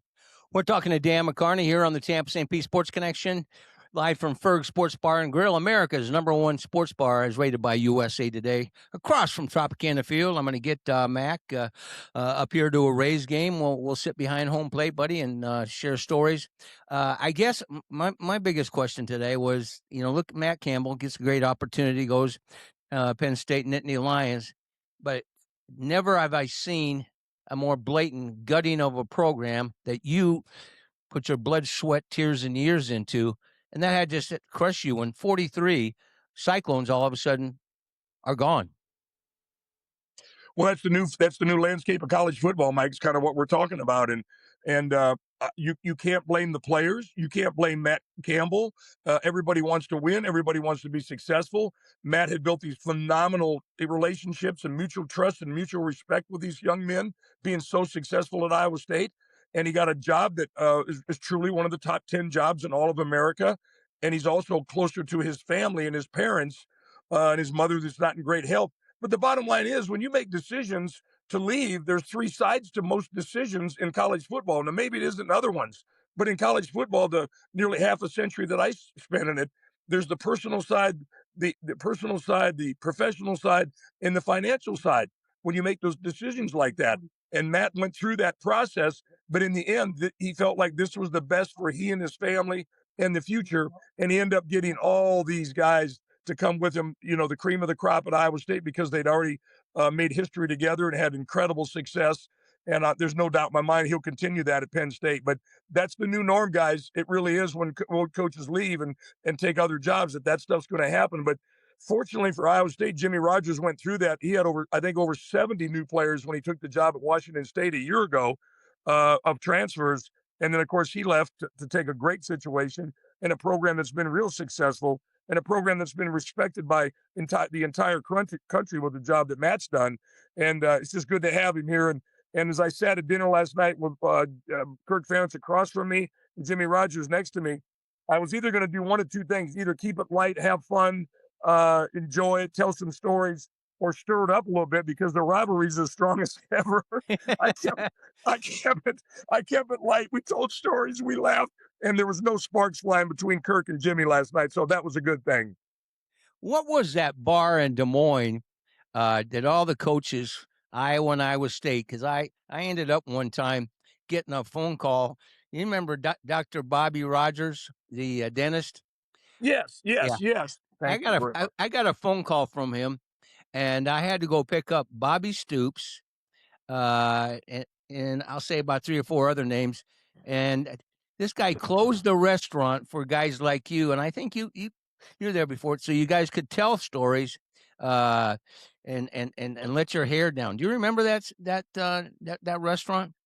Well, the one of the spots that we used to go to all the time, because one of the coolest people, one of the great friends that we ever had all those years, was Pal Joey's. Exactly, And Pal Joey's. Yes. And Joey Yakavona was one of the all-time great people. He loved you whether you were Iowa State or Northern Iowa or Drake. He was one of those guys. And George, his son, still runs it, does a great job.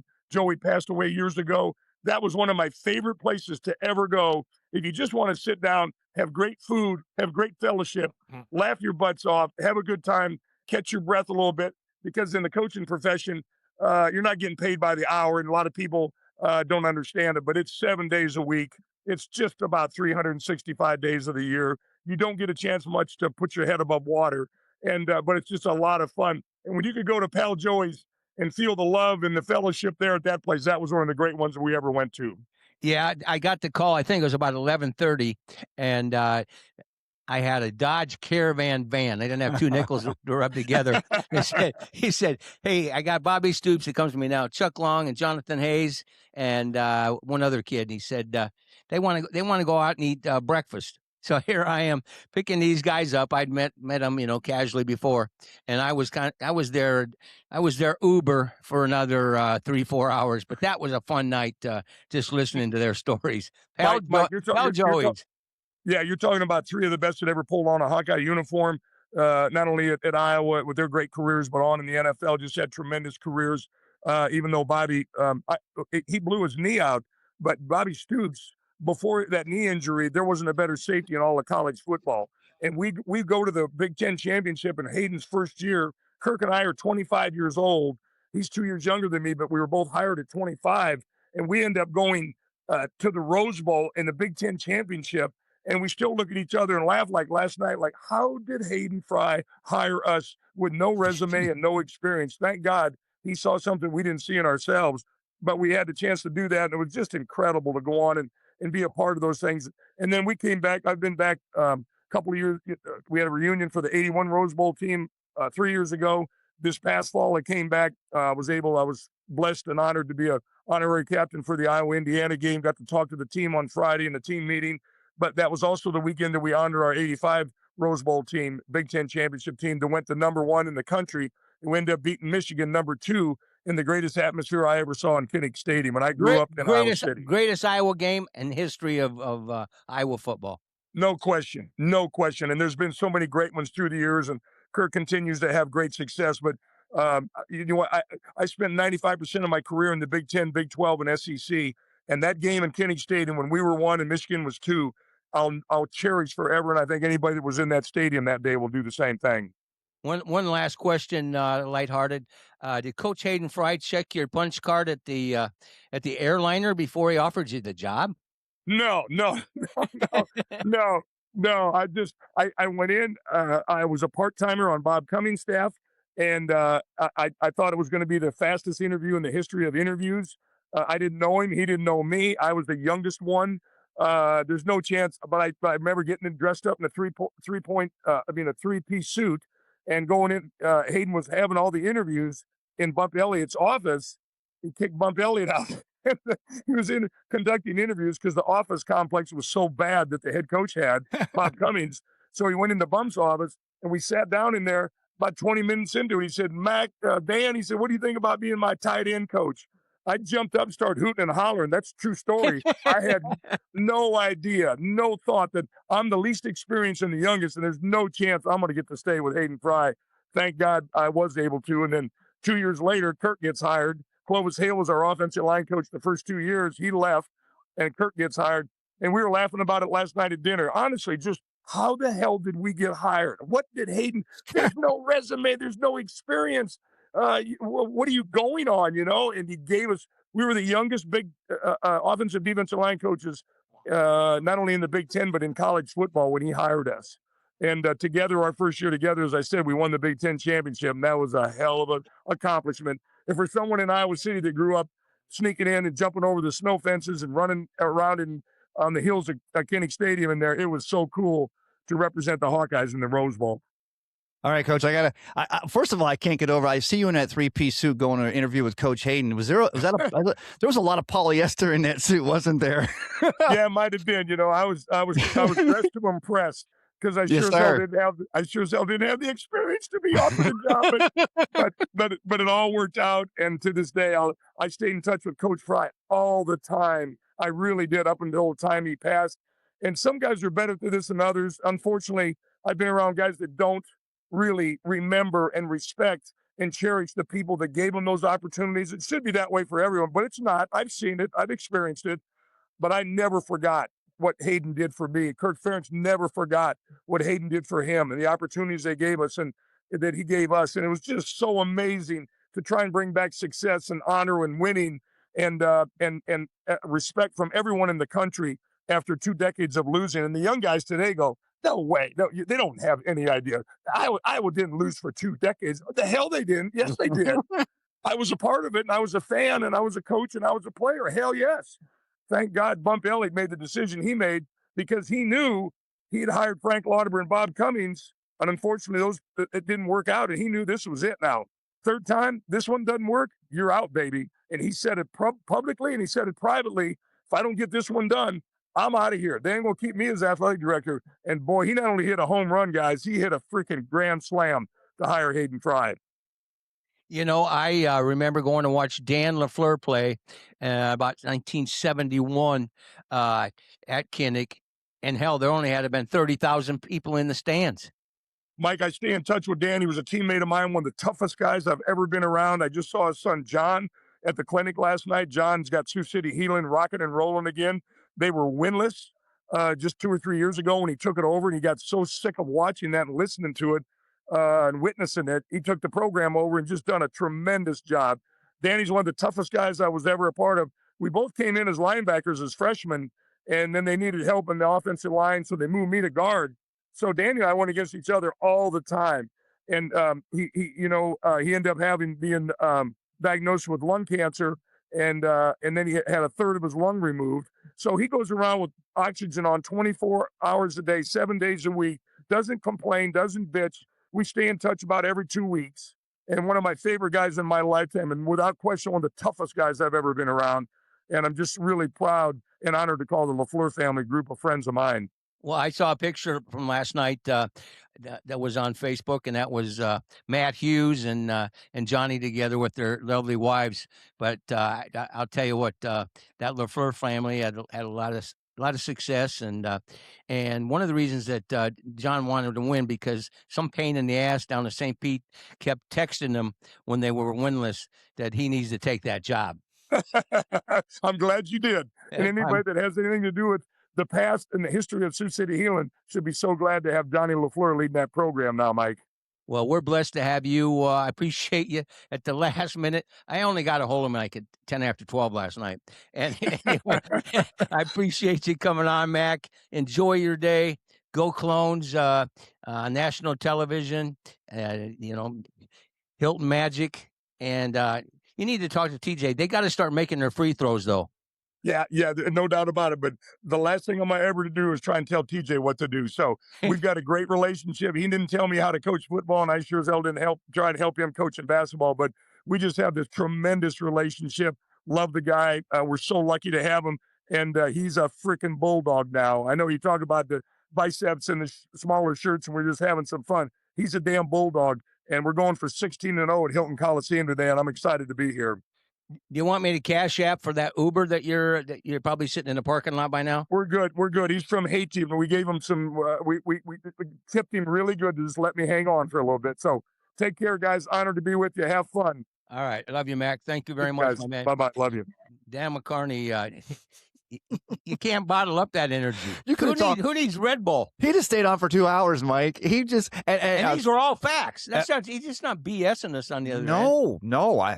Think about all of the coaches and the tentacles that he's been involved in the history of the last 50 plus years. Just the fifth person in the seventh story is a Hall of Fame caliber coach, player, and or friend or family. And he's got deep roots in Florida. Yeah, he's great. Florida, That's always Iowa, great.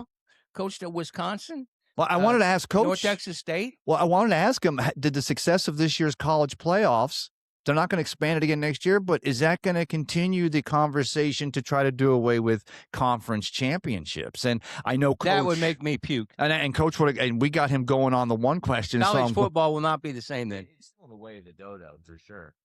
I think your mic is out. I think it is as well. Is it off? I don't know. I can hear your voice right here next to me, but and in fact, mute his mic.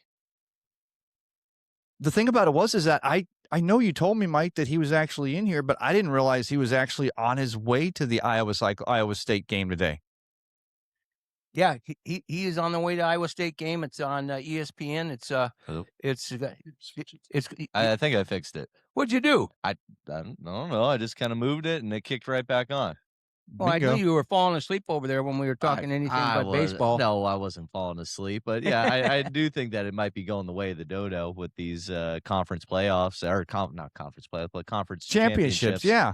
And it sucks because those natural rivalries, the traditions of college football, gone. I mean, literally, like the bread and basketball or the Red River rivalry or these things like these, or that's not a conference championship. This is rivalries, but everything that's going to take away from some of them 100 years old. Yeah, but there's some teams that are realizing a Notre Dame. I'm kidding, but independent. But maybe they can still go 7-5 and still make that dance and have a run at it. And you start having load, and that's why I was talking with Coach Harvey about the load balancing. And in high school and college, they're going to start load balancing because it's all about making a dance and then going for that championship. Well, we're going to be talking to the Largo Packer baseball team a day in the house. Yeah. See. Let's make a little shift. Ben, why don't you stick around and Sounds good. Participate in the conversation. I'll move you over here. And Brad Richardson's in the house. He's our director of high school sports. Bradley, bring him down and let's talk a little high school baseball. Brought to you by our good friends at Body Armor, Coca-Cola Beverages, Ferg Sports Bar and Grill, and then of course One Price Swipes. One of our new clients, and that's Joseph Covert. Packers baseball in the house, and Brad Richardson. Thanks for lining this up, and you share this. I don't think Taylor wanted to talk to me today. He sent me a message a little bit earlier that he'd screwed up the timing on his sitter, but we'll continue this conversation. I'll turn it over to a couple of Seminole Warhawks who aren't really close friends of the Packers, but we'll have some fun. Hey, be nice, Mike. Be nice. All right, well, join us here on the Tampa St. Pete Sports Connection or Coca-Cola Body Armor Studios. Please welcome the Largo Packers varsity baseball team. Guys, good afternoon for being here today. Good afternoon. All right. So first of all, I know Coach Lehner's watching right now, so he'll get a chance to hear hopefully some nice answers and everything like that. But first of all, let's get everything started. It's time to introduce yourselves. You two are going to share that mic right there. Go and introduce yourselves, what year you are, and what position you play. I'm DiMaggio Coletti. I'm a freshman, and I mainly play second base. All right, speak up, guys. Make sure you speak up because I'm everyone's Riley listening. Lube, and I'm a sophomore, and I play third base. What was your name again? Sorry about that. Riley Lube. Riley Ube. Awesome. I'm Jorge Morales. I play outfield, catcher, and first base. I am a senior this year. My name is Mason Zilius. I'm a sophomore, and I'm a PO.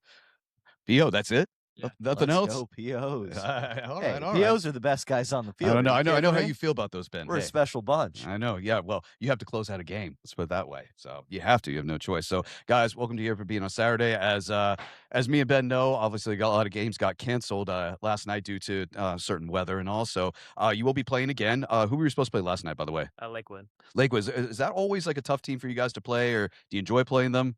Any of you guys can answer that. So Recently, it's been weird since all the seniors from last year. We lost 11 seniors. Last year was a way tougher team, we believe. This year, I think we're gonna manage to put a lot of runs against them. absolutely. So, we're going to talk about a couple big games and all. You guys have a feeling, one game I'm going to talk about. But you guys just got done a couple weeks ago with the Packer Invitational. Yeah. That's always a tough week. Any tournament's a tough week and all. Let me ask you this. For you guys, at one point, did you ever get tired of doing field maintenance, collecting foul balls and all? Oh, 100%, yeah. Did you hear coach like a mile away saying, "Who's on that? Who's on that?" Yeah. Oh, who got the most? Who ran the most getting foul balls? It was you? Oh, it was you. You're the underclassman, right? Yeah. Ah. I did go get a lot of the. All right. Hey, that's what the freshmen do. Freshmen go get foul balls, right? Hey, maybe that's just I remember having to go through that. It's the rite of passage going through there. Yeah, and Ben, I was the one who was always saying, "Who's on it? Who's on it?" Oh yeah, you gotta yell that. Exactly. So I want to talk about Packer Invitational. There's one big game we want to highlight, and that, of course, was you guys played a very great team. It's a dynasty team, of course. That is the Dunedin Falcons. Yeah. Let's go to that game real quick. Obviously, you guys held them for a little bit, but something happened. They kind of came back a little bit, tied up in the seventh. How did you guys come around to get that ultimately that 8-7 win? What happened exactly? Well, that game it was a lot of strikeouts. People were swinging. We were swinging the bats. We were playing defense, but just at the end, just kind of fell apart. Like we started letting up some runs. Defense was iffy, but then we managed to get back into the dugout, back to hitting, and then one of our freshmen just walked us off. It was perfect moment for him. Oh, come on. Coach Leonard probably gave you a great motivational speech, though, going into the bottom of the seventh, right? Guys, he's a loud guy. I know he's very motivational. Trust me on that. He mainly just yelled at us to kick their butt, basically. Oh, okay. Well, hey, look what happened though. 8-7 final score. You guys moved on and all. And that was just a great win. It's always a great win to see that. But guys playing in the Packer Invitational, you guys get to see some great, great teams coming in. What was one of the games that you enjoyed watching during that? I personally watched the Eastlake and Osceola game at the end. It was fantastic to see the Osceola pitcher just I think it was 10 strikeouts in the whole game. It was like mind blowing seeing that. Like it just blew me away. Like Eastlake, one of the top teams, and then Osceola, another one of the top teams facing off each other. It's always great to see two good teams facing off. Now, Jorge, you're a senior this year, correct? So you've gone through the program all 4 years at Largo? Yeah. So you're having to pass on what it means to be a Largo Packer. What's some of the things that you've passed on to these underclassmen that this is why you play for Largo? This is what's so important. This is what makes this a great team to play. So in past years, especially last year, we had a big senior class. The whole team was like a big family, and we were all together in a way. I think that I'm trying to pass on to them is that we may not be like the best team at the start, but we will finish it. We will like fight to the end, and we will win games towards the end. Like that's just how we are. Since a few years back, we've had a lot of walk-off wins in the past years, and most of our runs actually come in the later innings. Like we in the start, we try to maintain a good defense, maintain the score evened out, and then just try and hammer in as many runs as possible at the end. You know, that's the one thing about Largo. There's always a surprise that happens here and there. There's always this one loss that you just did not expect to happen, and you guys are the ones who's always pulled it off. So, Do you think that that comes from maybe your approach at the plate? Or are you guys really trying to get into the bullpen and have them dig deep and go into some of their guys that may not always get a chance to pitch? Yeah, well, like last year it was mostly like wins towards the end, close wins. This year we are trying to, since it's a younger team, we're trying to reevaluate. We're trying to see what works better for us this year. But we've been trying to maintain the same culture, I guess, from last year of fighting towards the end, keeping good defense off at the start, and then just hammering as many as we can at the end. And yeah, it's mostly just the approach we have. Like maybe at the start we don't have the best approach. Maybe we like strike out a bunch at the start, but then as we see the pitchers and we rack up their pitch count, we start seeing them better. We start hitting them better. We have a better feeling towards the end of the game. That's when you see most of our runs being scored, most of our hits being shown, our walks, everything like strikeouts go down, walks go up, hits go up, everything towards the end is mostly when like we turn up. so what was some of the goals that Coach Lehner set for you guys this season to be successful? Go ahead, man. You go ahead, talk. I would say just to stay in games and fight and work as a team. Just basically stay in games to be able to work with each other. Even if you're down by 6 runs, just Mhm. just keep going. Just Don't keep stop. going, no matter what the score is. Just keep fighting. Ube, tell me what's one of the things that, in terms of advice that Coach Lehner said to you that has just stuck in your mind and kept you going? I mean, just like showing your heart, like no matter whether we're up by 10, down by 10, just always fight till the end until the game's over. All right, DiMaggio. Down there all the way then? All right, come on. I want to ask you something about your name in just a moment, but go ahead. What's some of the things that he's told you? Uh, you know him. He's a very emotional person, obviously. So definitely not acting up if we're like down like a huge amount, like getting blown out. Like he doesn't want to see us not care about it. So he's just like really pushing us like to have a really great attitude all the time. Can just focus on our goals. Yeah. You got a very interesting first name. All right. And I was just talking to some people before the show and all. You have a couple brothers, correct? That's Oh, that's me. Oh, that's me. Oh, I'm sorry, buddy. I'm sorry. Sorry about that. So tell me a little bit. Your name. Tell me about what are your brothers' other names? What are their names? Garrick and Larson. Okay. Did they play? Yes, they did. And they play for Largo, correct? They did play All for right. Largo. So what were some of the things you saw when they played? Larson, he was a PO, so he usually only came in when there was lefty batters because he was really good at striking out lefty batters, which I've also taken consideration with like just throwing strikes and then let him hit it and infield and outfield. They'll do what they do. And Gehrig, I wasn't able to like watch him as much because usually when there are games, I was in school because I was in elementary school when he played, so I wasn't able to see much of him. But still, though, I mean, you got to learn a few things from them, right? Yeah, I did. I got to learn a few things from Larson. Now, so let's talk about development. You guys, of course, have had fall ball. And was that really when the brotherhood started with you guys? I mean, how did you guys click better in the fall just with games and, getting motivational? Go ahead, man. Our fall wasn't as great as we wanted it to Well, be, I mean, but it's fall ball. it I mean, was, yeah. fall ball records aren't meant to be counted. It was a great learning experience for all of us. I mean, we pull up the win against Dunedin, and I feel like fall helped with that. Yeah. Absolutely. So, all right. Of course. All right, Ben. So you guys were saying that there's a large senior class last year. Those guys leave. How has that changed kind of that dynamic of the starting nine that go out there? Do you have a good mix of everyone from freshmen to sophomores to seniors, juniors? How does it look?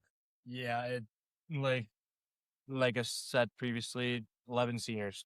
It was a big class, big hit that we took, but this year, yeah, there's a bigger mix. There's juniors, there's sophomores, there's a couple seniors, and then there's a lot of freshmen that are getting a shot that if they went to other teams, they probably wouldn't have gotten. They're getting a good shot at a varsity team, seeing varsity pitching, all that, something they probably wouldn't have seen in other teams. But especially sophomores who like came up last year, like Riley, he actually came up last year, played for us in the varsity in the spring when a couple of the guys last year like went out injured, but he saw how we connected last year. He saw everything, and then he just continued on with us. So Do you think that that's led to kind of a wider sense of camaraderie amongst the team, that you guys are a little bit closer knit this year because of everyone having to pick up the slack from the underclassmen all the way up to the upperclassmen? Anybody can answer, guys. Go for I it. mean, yeah. Um, it helps having people who were on the team last year continue what we left with.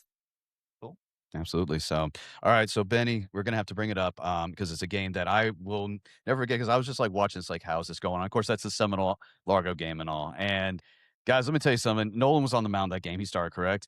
Yeah. And I tell you what, he held his own. He held his own. I give him credit on that. I told Coach Lehner that. So going into that game, Largo Seminole games are always intense. All right. It got to that seventh inning. All of a sudden, runs started getting scored and all. What did Coach Lehner tell you to do to keep going with that? I mean, that's probably so. That was a highlight moment for him during that game, right?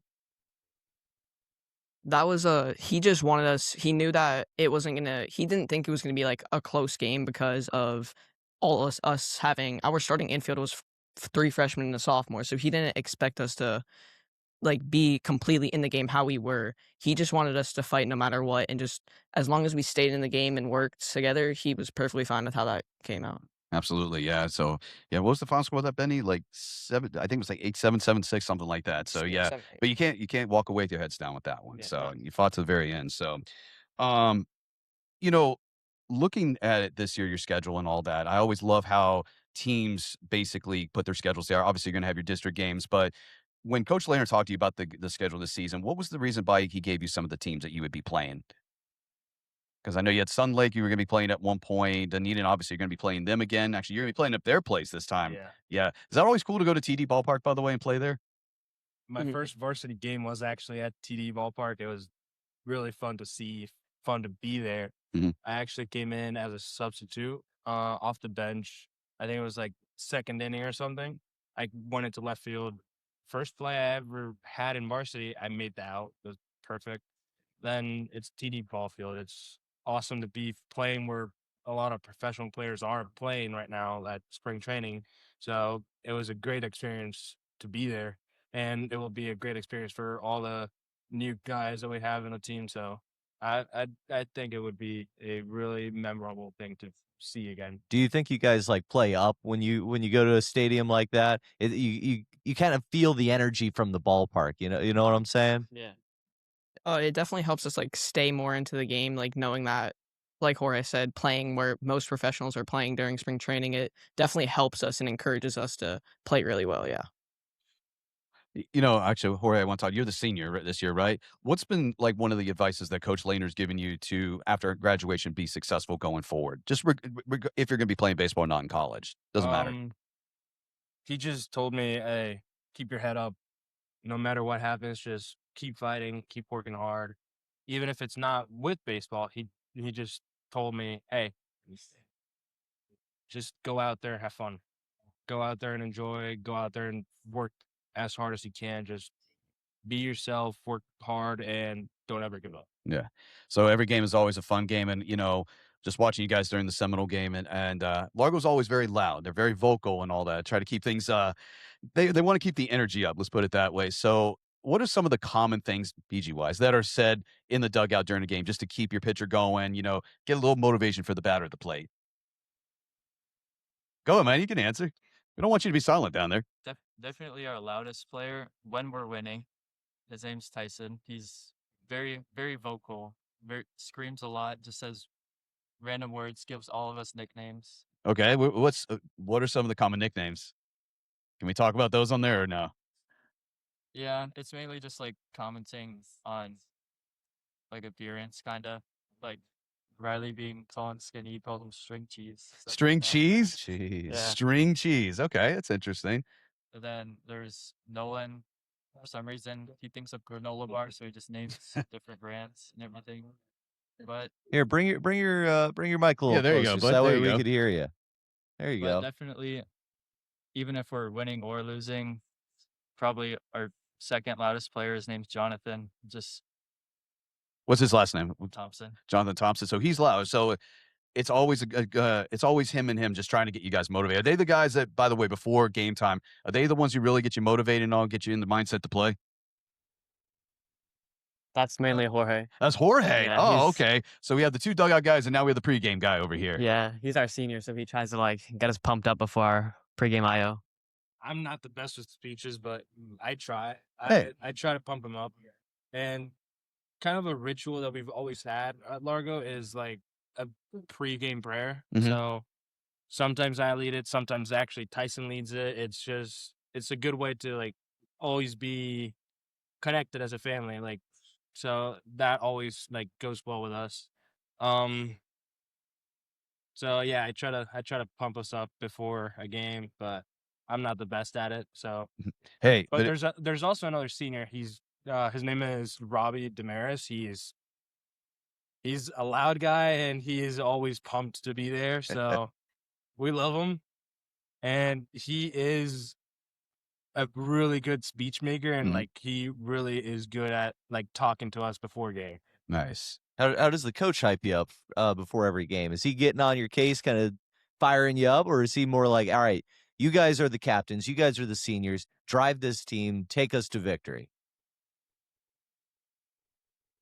Well, we all know Lanner. Yeah, when he gets going, he gets going. I've seen him, but yeah, I mean, he's always a very talkative guy, and I've known Taylor for over 15 years. So, but I mean, come on, he's got to definitely say something to hype you up. A good motivational speech, right? Usually after our pregame IO, when he's like goes in a group like a huddle to give us, sometimes he'll be like, "Let's go, no matter what, just stay fight," and then he'll like run around, act all crazy, be very very hyper, it helps us a lot. You know, he likes to stay a humble guy. Does he ever talk about his success that he had in high school with Osceola? No, I've never heard about him talk about it. No. Senior year, he was pitcher of the year in Pinellas County, ranked #1 in the Tampa Bay Times. So he obviously shows, he obviously still has his humbleness. But, Taylor is listening right now, and I was looking at your guys' roster during the Seminole game. There's an honorary bat boy on that team. You guys know who that is? That would be his son. That's his oldest son and all that. Yeah. So does he actually go out and give you guys a bat before you go up to the plate? Yeah, some like when he's there, he's the life of the game. He's just always there. He's happy to be there. Mhm. We love to see him out there. It's awesome. Yeah. What's his name, by the way? Shout out to him. So his oldest is Taylor Jr. Taylor and Jr. then his youngest is Carter. Carter, yeah. So shout out to them for being bat Yeah. boys and all that. So obviously awesome. So now you guys play during the summer, baseball during the summer, right? Okay. Something I've always wanted to ask is you play summer ball a lot, then you go into the fall, then mainly the main season, the spring. How do you guys keep yourselves focused and healthy so that way when you get into the spring season, you're not burned out? Because there's all these travel ball teams. They were talking about this before the show, all these travel ball teams that you guys play on, and baseball goes year round. So for me, I sometimes play Legion ball. Okay. So I play games with the Legion. That's a way for me to like still see live pitching from players who have either are graduating or have graduated already. It's awesome. Sometimes I even my sophomore year summer going into my junior year, I actually faced Brady Ehlers. Oh yeah, Brady. I was playing for the Indian Rocks Legion ball team, and then he was playing for Seminoles. It was awesome seeing like playing against your own teammate in a way that's fun. Mhm. So that's one way that I at least keep like into the game. Yeah. Do you see a lot of kids switching over to Legion ball? Because it seems like it's growing a lot. Post 252, post 273. A lot of the posts are really growing under Tom Beck, who's done a lot for Legion baseball. Well, remember Ben, he's the commissioner of American Legion He is Baseball the in commissioner. Southwest Florida. He's doing a great job with it. Do you see a lot of high school kids switching over to that, or at least trying to join? There have been a lot more Legion ball players recently, and it's awesome since, yeah, like I'm not gonna say anything bad about like travel ball because it's awesome and there's always good competition in travel ball. But to me, Legion ball is like a way to play the game you love for like just for fun. Like it's more fun than actually trying to like prove yourself. Yeah. Legion ball, yeah, you still want to prove yourself. You want to earn your spot in the team, but like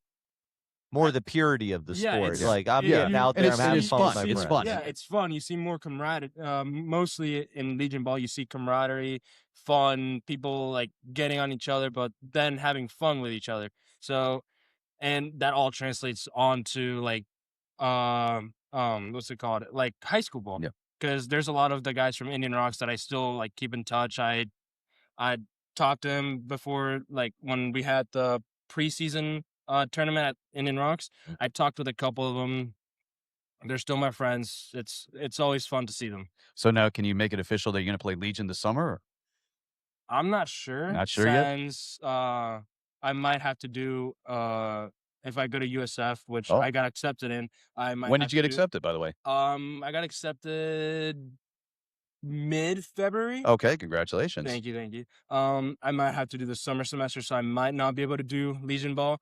But if I go to one of the other universities I got accepted to, I probably might play Legion ball. Nice. So, but hey, what? By the way, first of all, what career path are you going? I'm probably gonna go engineering. Oh, nice. I've known a few that have done that. So, but now it's going to be required for you to go to a couple Bulls games and all that. Yeah. So, go ahead, Benny. No, you're good. I love always game day traditions as we talked about and all. So one of the things that's always interesting is that sometimes you talked about prayers, but sometimes, I mean, you guys have your own locker room. So you guys probably stay in the locker room a little bit and chill out before you got to head over to a game or even have a home game. So I got to ask, who controls the music in there just to like, get everybody, calm and wind down before you got to step out on the field for batting practice? Victor? Come on. Victor? Yeah. Victor does? Yeah. Yeah. Is he the best DJ? Yeah. Well, he's one of the seniors, so Mm-hmm. we like all the seniors kind of take responsibilities for something. Mm-hmm. And Victor, he's loud. He's loud. Like, he's one of see, those- this is a common theme. We're hearing loud and vocal with Largo baseball. So yeah, now we got you got the prayer, you got the motivational speeches on the let's say first base line, right? Yeah. So now we're hearing loud when it comes to the music and all. That's via Victor. Well, Who's got the best? Who's got the best songs? Who's got the playlist control? Who has the play? And then probably from each one of you, what's the number one song to get you hyped up for the game? Are we listening to Lil Uzi? Are we listening to Alicia Keys? Who is it? Who are we listening to? It's usually a mix because depending on who is doing the music, usually it's Coach Laner, which it's usually some random stuff. Sometimes country, sometimes rap. It's just a bunch of different types of music that are played. All righty. And of course, esteemed host Mike is back here on the air. Mike, good seeing you again. Alicia Keys. Ben, what the hell is throwing her into this mix? These guys aren't listening to Alicia Keys before a ball game. Oh, come on. They could be. So do I get to ask the question? Of course, Mike. I mean, this is your Well, segment first of now. all, thank you very much for coming down and your parents, and appreciate it. I talked to Taylor this morning. I know he would love to come down and provide us a lot of content, but I ask everybody this question. It's critical. And guys, make sure you, with these answers, make sure you say it aloud so everyone can hear you. Trust me on this. Girlfriend? No. Smart man. My man. No. Coach Lanner's going to love these answers. not at the moment. Not at the moment. Not- You going to get back after the baseball season? That's what some coaches I like. want to wait till college because that's Attaboy. A smart that- man. that, Smart like, man. All right. I want to finish high school with a good GPA. I don't want to have any distractions. Diversions. So, yeah. Yeah, exactly. Women hate me when I ask this question, but anyway.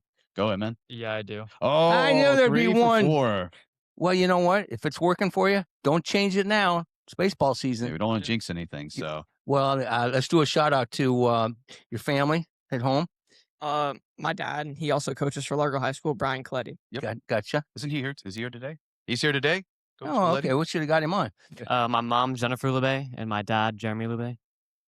I want to shout out both my parents, Cindy Andrade and Jorge Morales. Yeah, my dad and I do have the same exact name. Okay, they do. Okay. Are you junior? Yeah, I am a You're junior. junior. Okay. Alrighty. And by the way, man, go for it. Definitely my dad over those years that helped me His name? during those times. His name was Scott, but he did pass. Oh, 24. God bless sorry to you. hear God that. bless you, young man. Hey, and you just screwed up. You better say your girlfriend's name in case she listens to this. Her name's Brio. It's been a relationship since August, so we're pretty stable. All right, That's good. champ. Well, love the Packers football. Coach Pascal's a very good friend of mine in the coaching fraternity, and wish you guys nothing but success the rest of the season. And thanks for coming down on a Saturday. I know there's a lot of things you'd rather do, and appreciate your parents bringing you down too. Thanks, guys. Thank you very much for having us. Absolutely, guys. Once Packers again, baseball. that's the Largo Packers varsity baseball team. Guys, thank you for joining us. And you guys will be playing Monday. This is your makeup game against Lakewood, correct? Yeah, I believe so. All right. So good luck to you guys on Monday, and we'll see how that goes again. So fingers crossed, right? Yeah, thank you. Brought to you by our good friends at Body Armor, Coca-Cola, Primetime Preps. Thanks, guys, for coming down.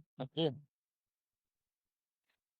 always love talking to high school and a little baseball. You know, if their head coach Taylor Lanner was down here, he would be talking about every topic in the world of high school sports that impact Pinellas County, and I know he and Ben could have those conversations as well.